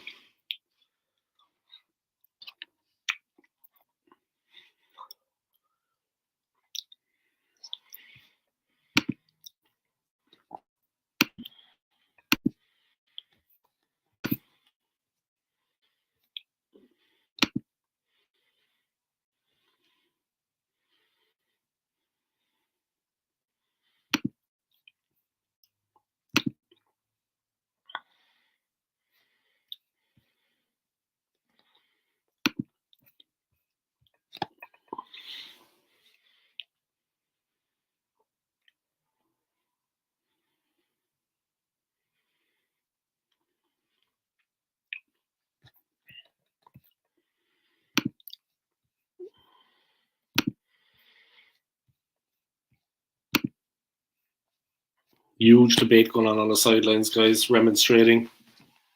Mourinho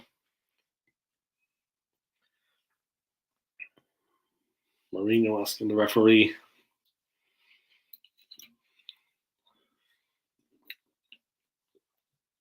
It's a corner to Sevilla. 3 minutes to half time, guys. It's 42nd minute, almost 43rd. 1-0 to Roma. Swung in. Fernando got his head to it, couldn't keep it down, and went up onto the netting.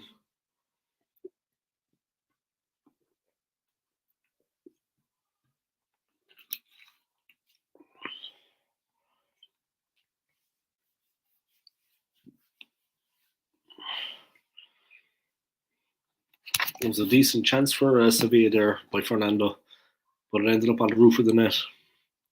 Camera focusing on Tabby Abraham, focusing on Dybala. Dybala has been the difference. Pellegrini's out there, and they kick out to Roma. Keeper kicks it out to the right hand side, trying to find a player. Good play from Roma. Abraham holding it up. He's on the touchline. Gets free. Dybala flying through. This could be 2-0. Ooh, Pellegrini. Pellegrini goes down to the penalty area. What's happening here? Pellegrini gets booked for simulation. Referee Anthony Taylor gives him a yellow card. A yellow card for Pellegrini.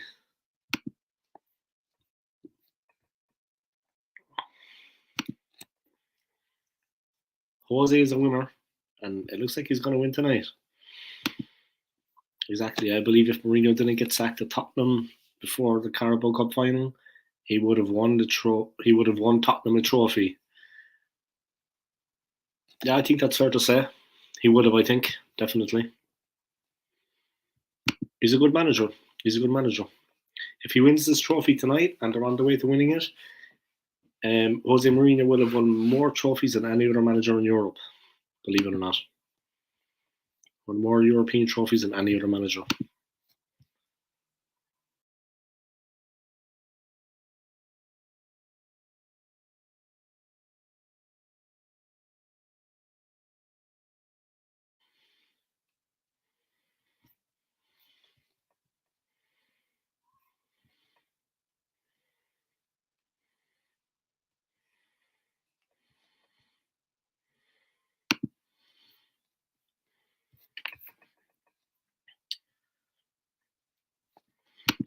Arsenal forever, same here. He's a world-class manager and has a league-winning mentality. His record speaks for itself, guys, no doubt. His record speaks for itself. I would take him at Arsenal. And you know what? He's actually a likeable character. Mourinho is actually a likeable character. I have a bit of time for Mourinho, to be honest. He's a likeable character. Sevilla 0, Roma 1, guys.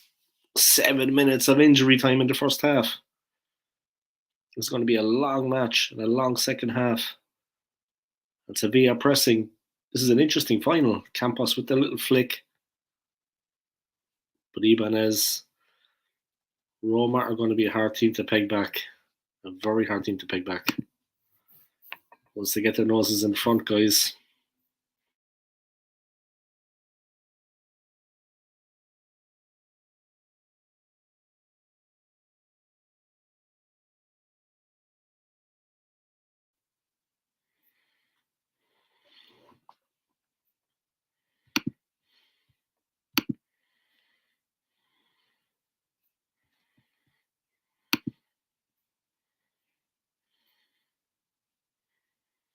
Almost half time, guys, but there's actually 7 minutes of injury time, which I believe to be played. Believe it or not.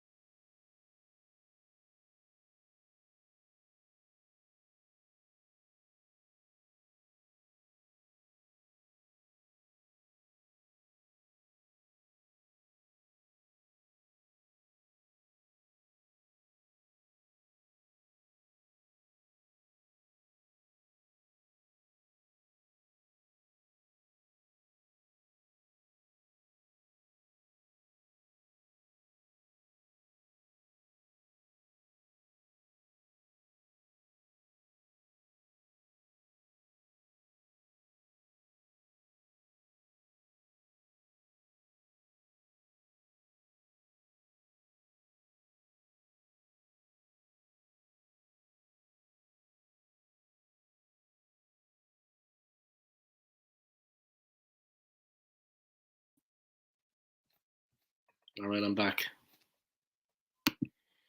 Apparently, Arteta is this generational manager, but hasn't been able to promote an academy graduate and integrate them into his FT in almost 4 years. What's the excuse? None of our academy are good enough. That's true. Emery promoted Saka within less than 12 months. Yeah, the more it goes on, the more you realise that Arteta he just inherited Emery's team.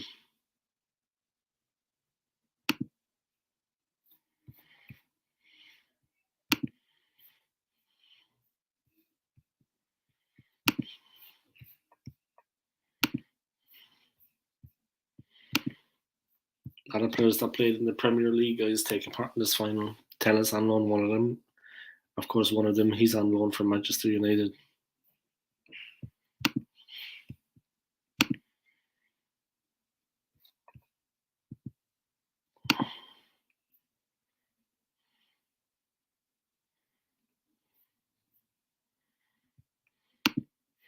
Fernando for Sevilla. They have another 3 minutes left of the stoppage time at the end of the first half. They're building, they're probing, they're trying to stretch Roma. The Roma fans whistling, they want half time. Roma defended, good play.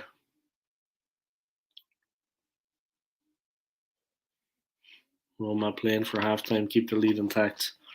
Sevilla pressing, trying to stretch them. Roma are camped in their own half, trying to get the half time.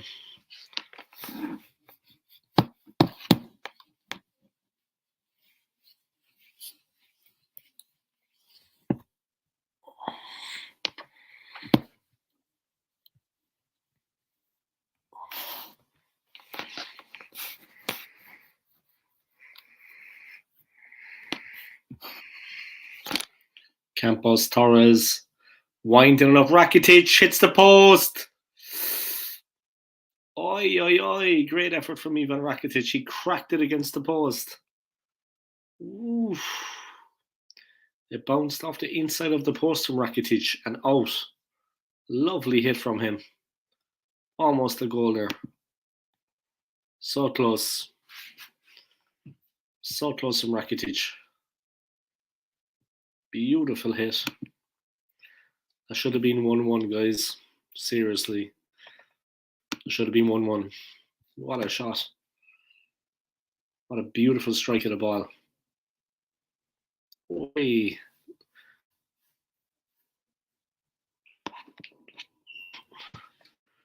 Lucky to hit the keeper, yeah, bounce back in. That was the only threat from Sevilla, to be honest, guys, in the whole game and first half stoppage time. But it was it should have been 1-1. They're confident now, Sevilla. They're sensing blood.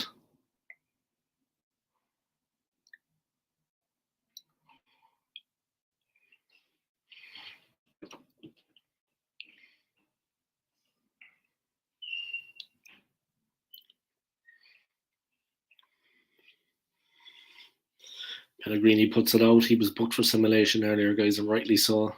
Received a yellow card for that. And here come Ocampos, throws it in. Last action of the first half. Roma headed clear. Oof. Mancini put a good block. And that's it. It's half time, guys. Half time. Interesting first half. Came to life in the first last few minutes of the half. Paulo Dybala delivering the vital strike. Has Roma in front. Threatens Sevilla's 100% record in these Europa League finals. It's half time. It's Sevilla 0, AS Roma 1.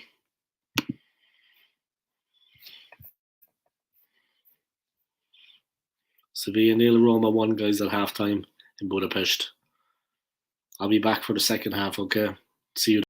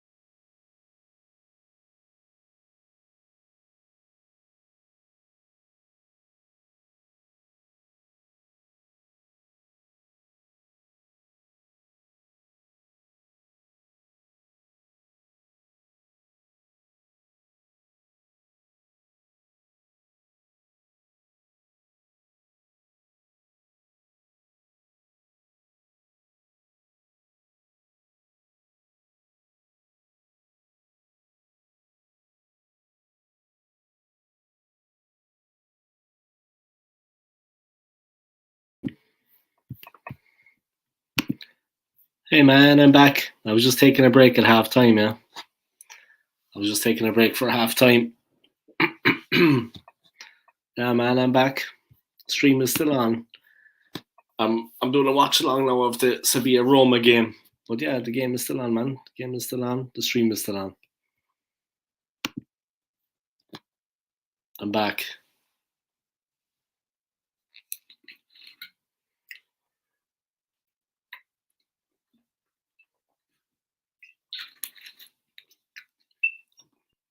Thanks for your support, Arsenal, forever. I appreciate it. And also McMahon, big up, man. That was some shot from Rakitic earlier.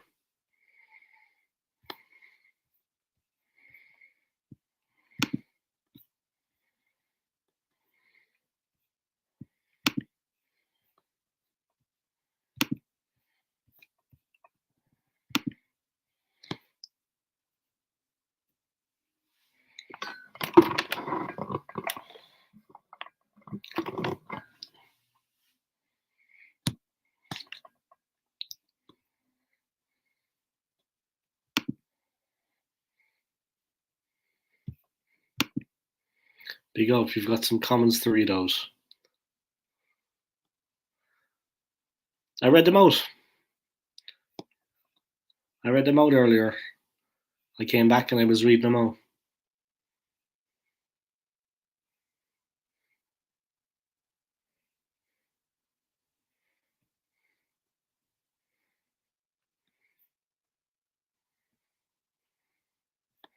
Okay, let me start here. Let me do it again. So they reminds me of the great David O'Leary, so calm on the ball. We need Mr. Arsenal, David O'Leary as director of football. A good Irishman, that's what you need. Maybe me. I'm Irish too. O'Leary, an absolute legend and a gentleman. I met him once, such a nice guy, and loves the club. And that's what it sounds like to appearances.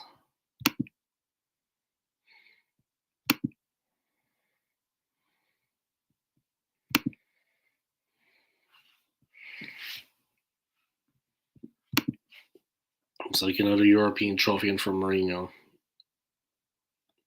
It's not going to be that easy though. Rakitic almost equalised.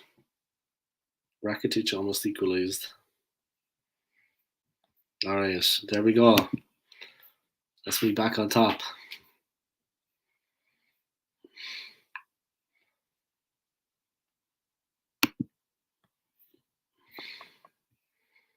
Oh. The Pushkash Arena, guys, is where the game is on. Let me just edit that. Bear with me there, Arsenal, forever. I just need to edit something in my YouTube stream. I said the Pushkash Stadium, it's Pushkash Arena. Needs to be perfect. Second half is starting, guys. Sevilla are out on the pitch already. Roma just about to appear. Sevilla, of course, eager. You know what I mean? They're very eager. What does Mendilibar want to do in the second half? He's going to have to change something.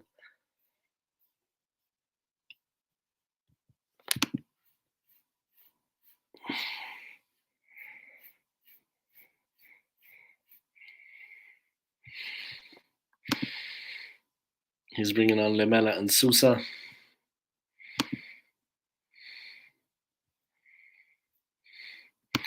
They struggled with that in the first half. Almost time for the second half to kick off, guys.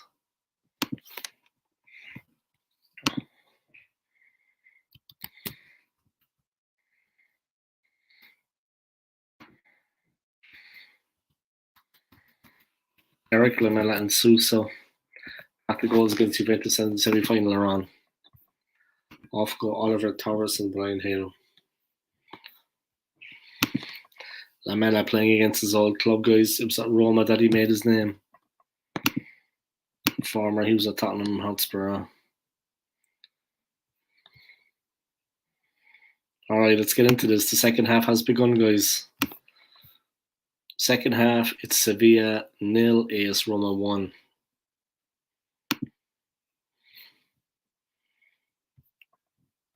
Let's check this out. Let's see what happens.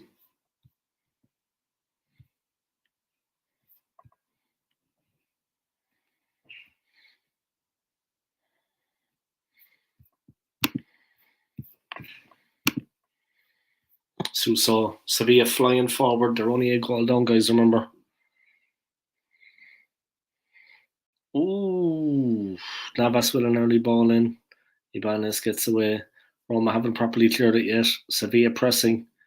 Suso again, looking dangerous. Coming inside, but blocked by Roma. And Tammy Abraham. And Roma wins the decision. Sevilla will have to do something that no team playing a Jose Mourinho side have done.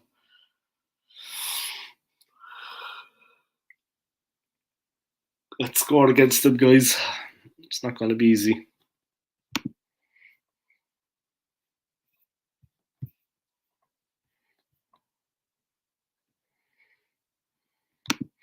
It's 1-0 to Roma, guys. The referee is having a war out there.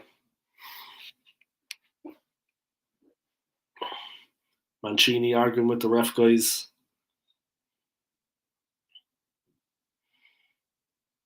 Abraham went up.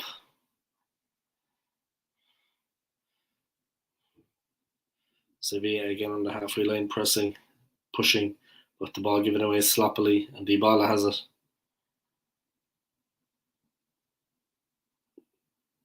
Tackled hard, but he holds it.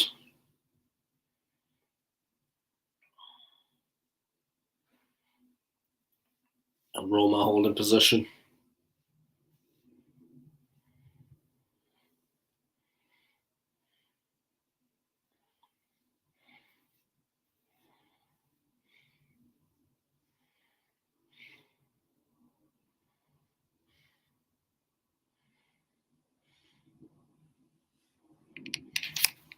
Mancini felt he was fouled, guys. He had frustration. He stopped the attack.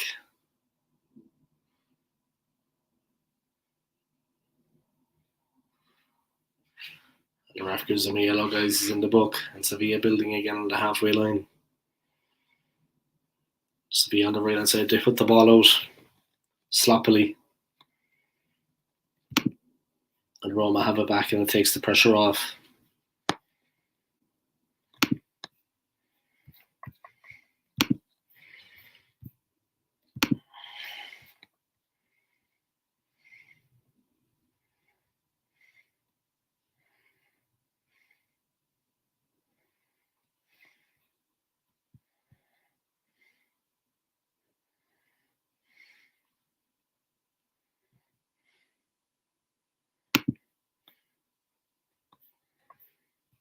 Change the shirt for Mancini, guys. It got ripped.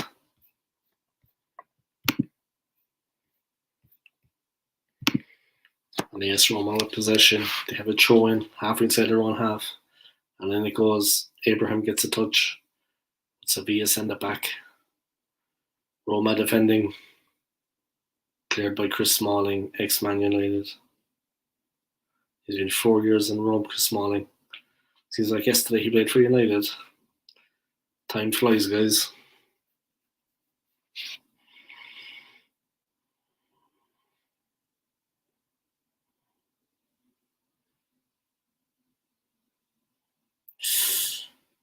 Dangerous. Oof. Bouncing going dangerously in there. Roma get it clear. Just away from Ocampos.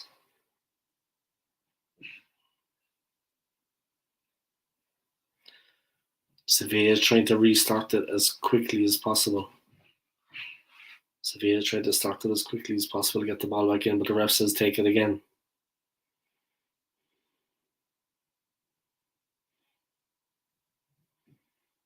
Fernando.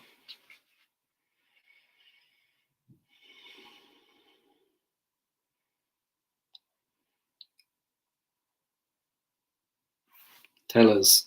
Good ball. Roma get it clear. Oof. Campos looking for a spectacular finish.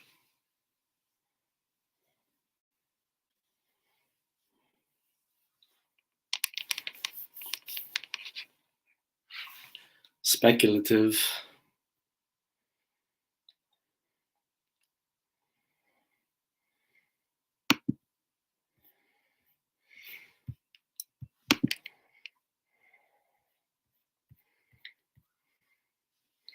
And it's still 1-0 to Roma, guys. Will Jose Mourinho lift the trophy?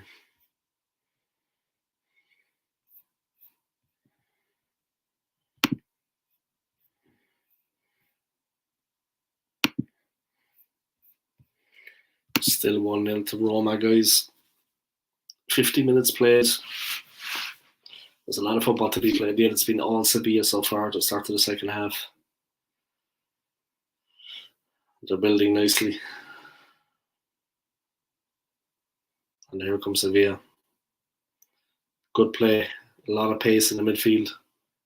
They're flying forward. Rakitic so close to leveling.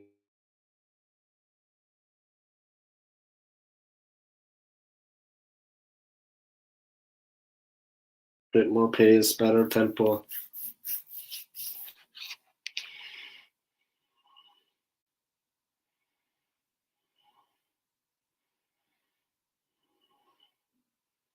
Trying to get Sevilla fans behind the Roma goal onside.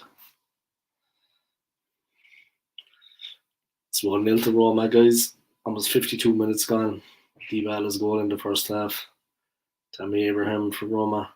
Sevilla get it back under control again, and they've all the possession at the moment, Sevilla.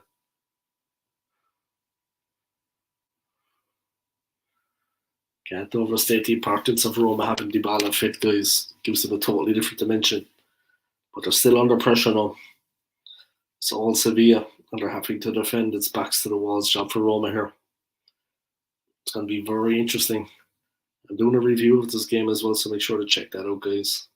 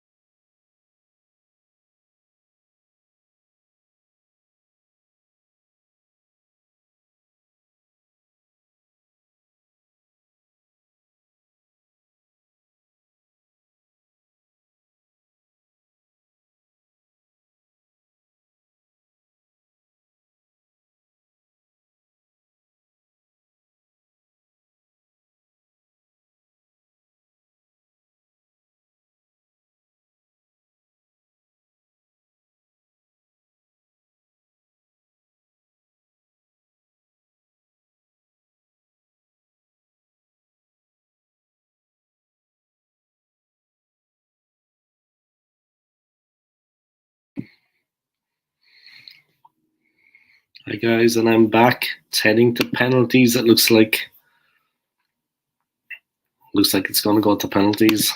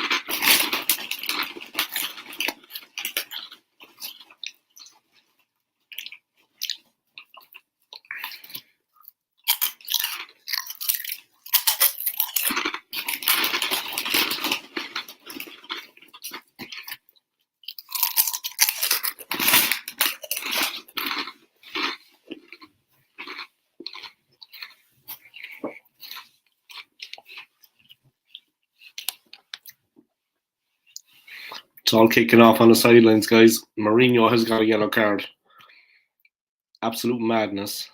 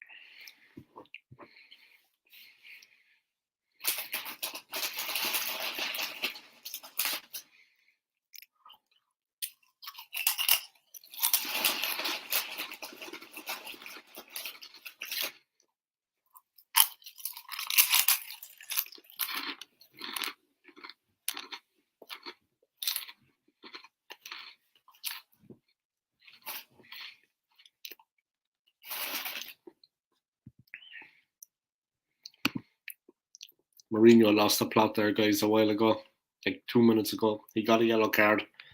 He absolutely lost the plot out there. There's no way I could describe it. 6 minutes of added on time, guys, and then penalties.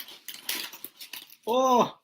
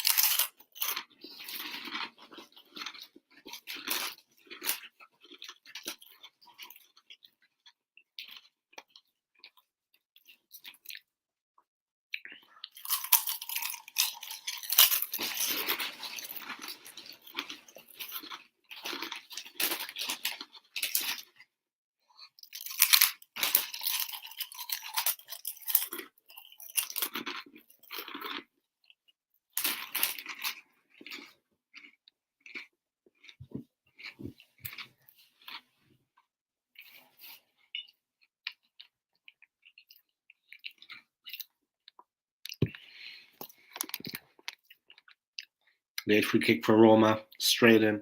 Defended by Sevilla, back in again. Dangerous. Two players gone down in the penalty area, guys. I think it was a clash of heads. All hell breaking loose out there, guys. All hell breaking loose out on the field. It's just very messy.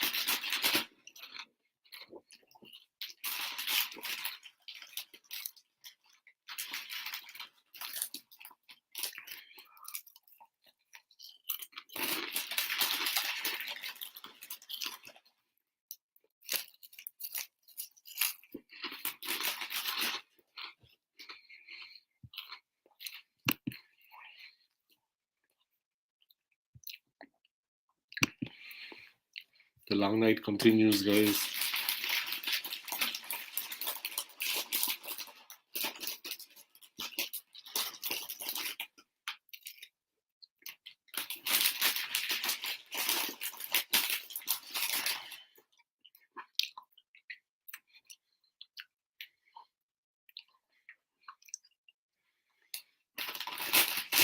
Ten players have got yellow cards, 3 staff members, including Mourinho.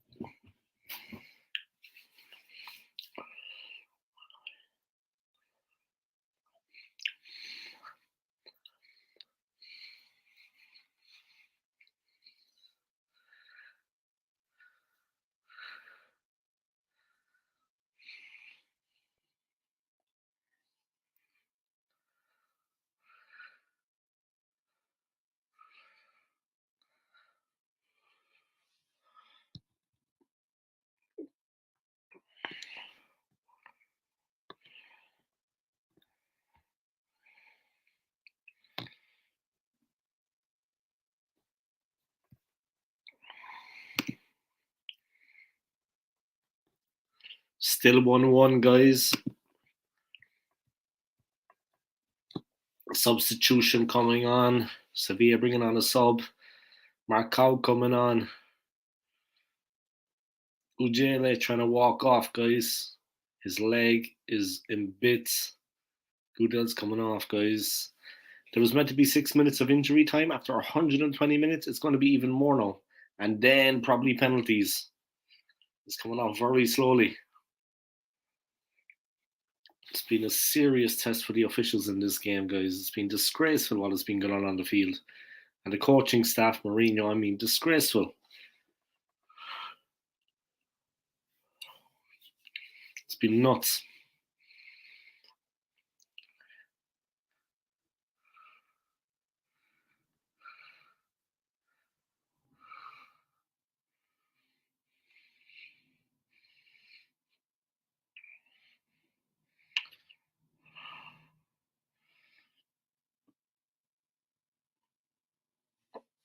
Oh, it's mad.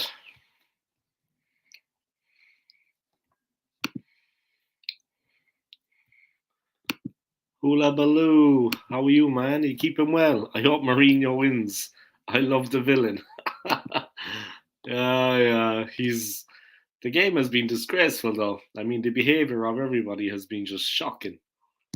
I mean, just terrible. Seriously, like, God almighty, man. Madness. There's going to be penalties after this, yeah, if we finally get there. If we finally get there, there's going to be penalties after this. But I mean, it's taken, I don't know, but finally, yeah. And we don't know how many minutes are going to be played now because the +6 it's gone well over. There was like a hold up there for like 4 or 5 minutes. Anyway, Roma have it. The free kick is coming in.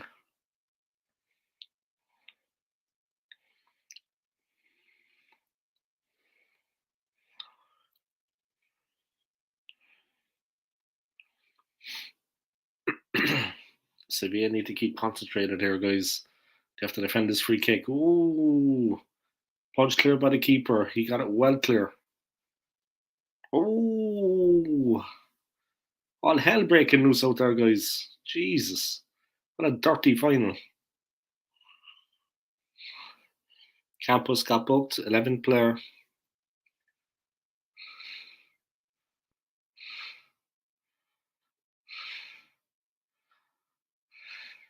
Madness.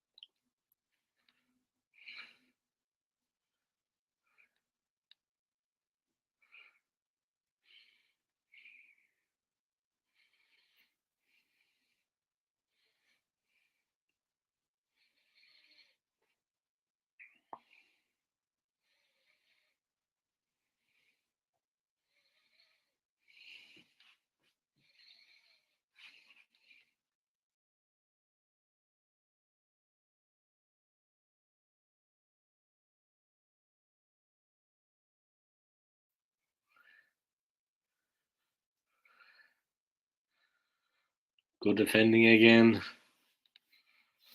by Sevilla. Mourinho remonstrating again on the sideline, and it's a corner. Roma. Zalewski to whip it in. Back post headed back. Chris Smalling almost hit the bar. Smalling headed it against the bar and it bounced back out. I haven't seen it, to be fair. You've got my friend. It's been one hell of a fight, one hell of a battle. Smalling just hit the bar there. Penalties coming soon. Madness out there. Complete madness.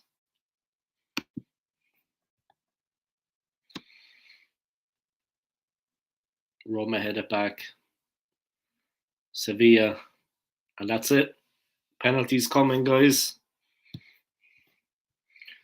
Penalty shootout.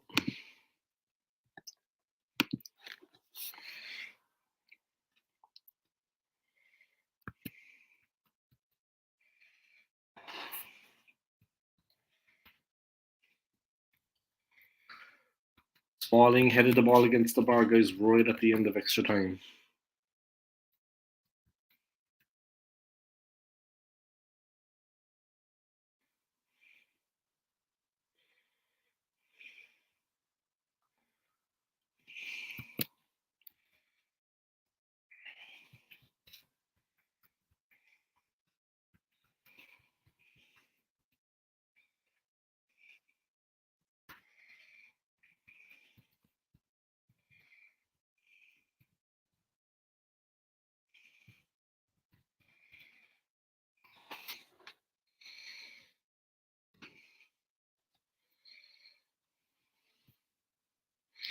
Waiting for penalties, guys. The penalties are coming up.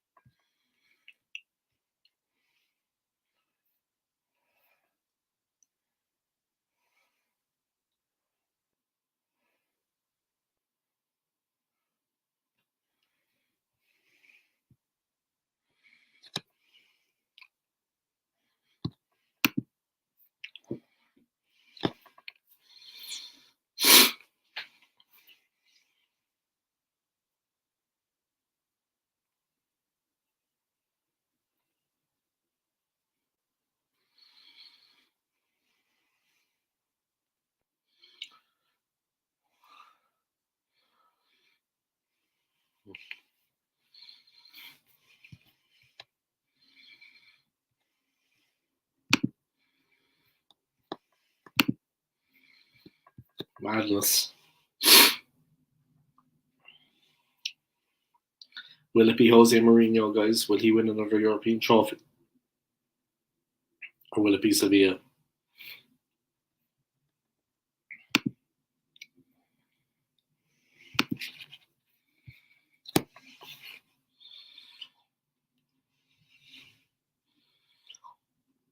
All Jose Mourinho's best penalty takers are off the pitch.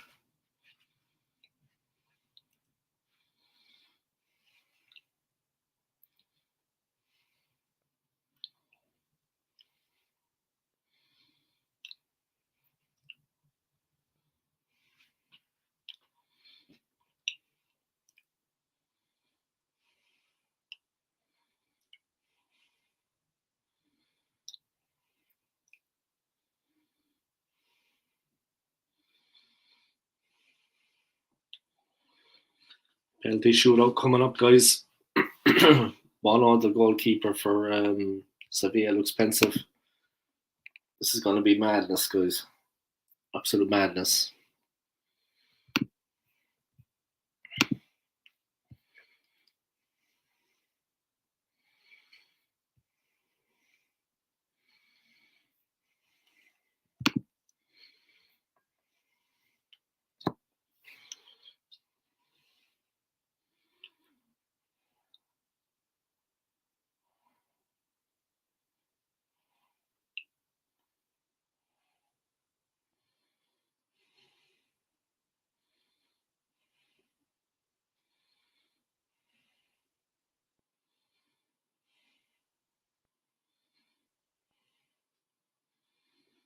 Here we go.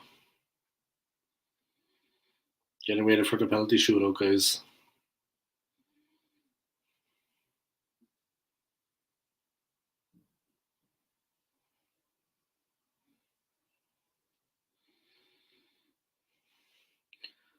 It's on the goalkeepers, guys. Bono against Rui Patricio. We're going to be the champions. Will Mourinho be a champion once again?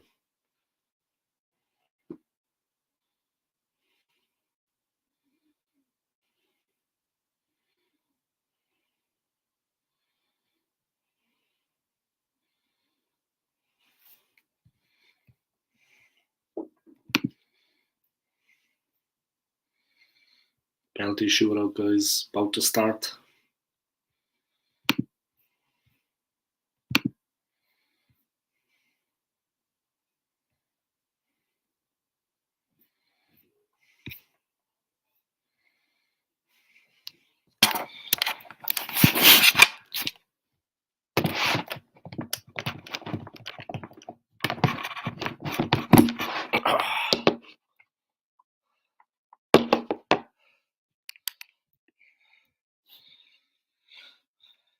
Penalty shootout about to begin, guys. Here we go.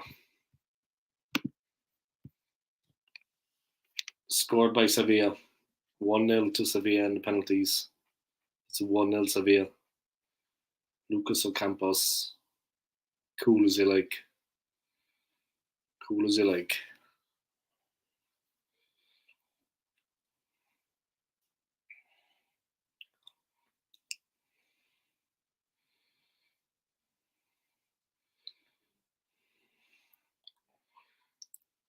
The noise is deafening. The Sevilla fans behind that goal, trying to put him off.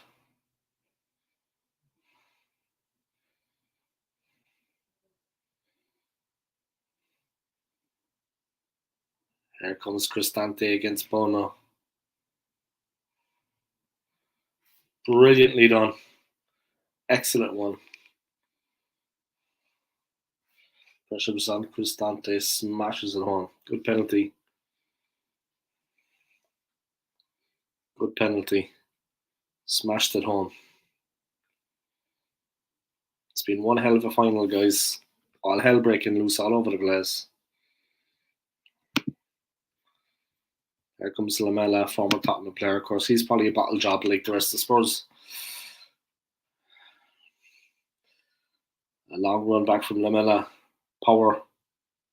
Great goal. Great finish. 2-1 to Sevilla.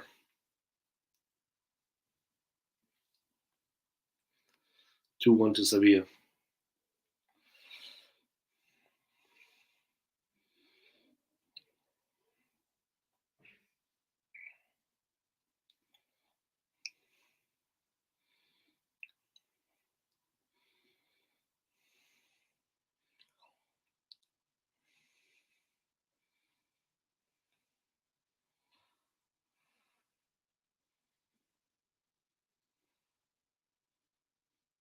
It's Mancini against Bono.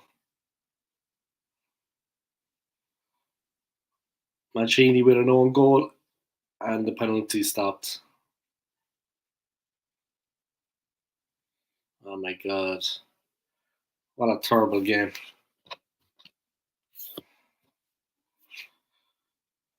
He scored an own goal and now he's had a penalty saved.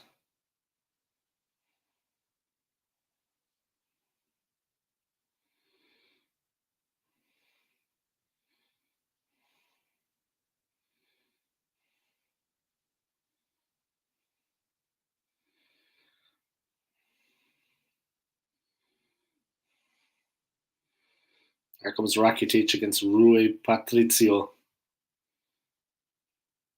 Brilliant penalty. Brilliant penalty by Rakitic.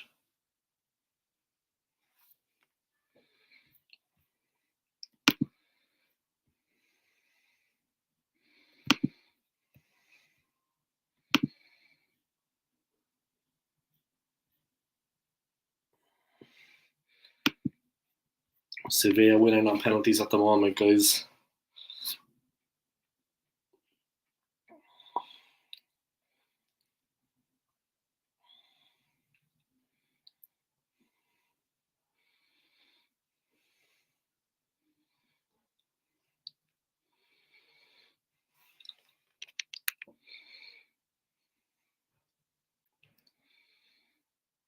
He has to score this one, guys. Ibanez hits the post. Oh god. It's 3-1 to Sevilla on penalties, guys. This looks to be it. The post. Or Jose Mourinho.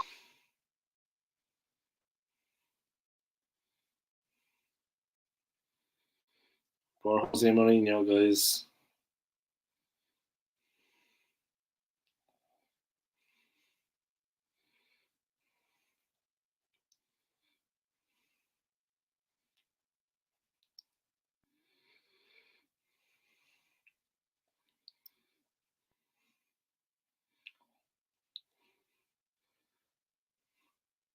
Boy, Patricio saved it, guys.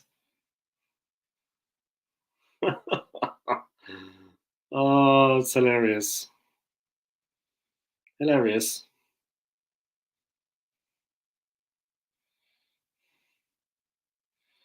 Oh, the penalty's been taken again. Because the goalkeeper moved before he took the shot.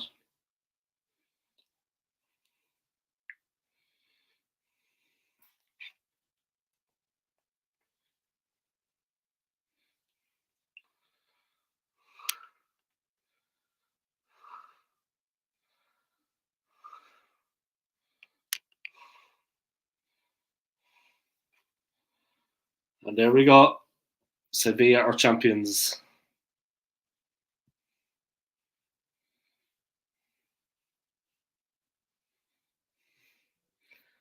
And that's it, guys. That's all there was about it. Sevilla are champions. Congratulations to them. I'm going to do a review of the game now. So I'll see you on my channel then. All right, very shortly.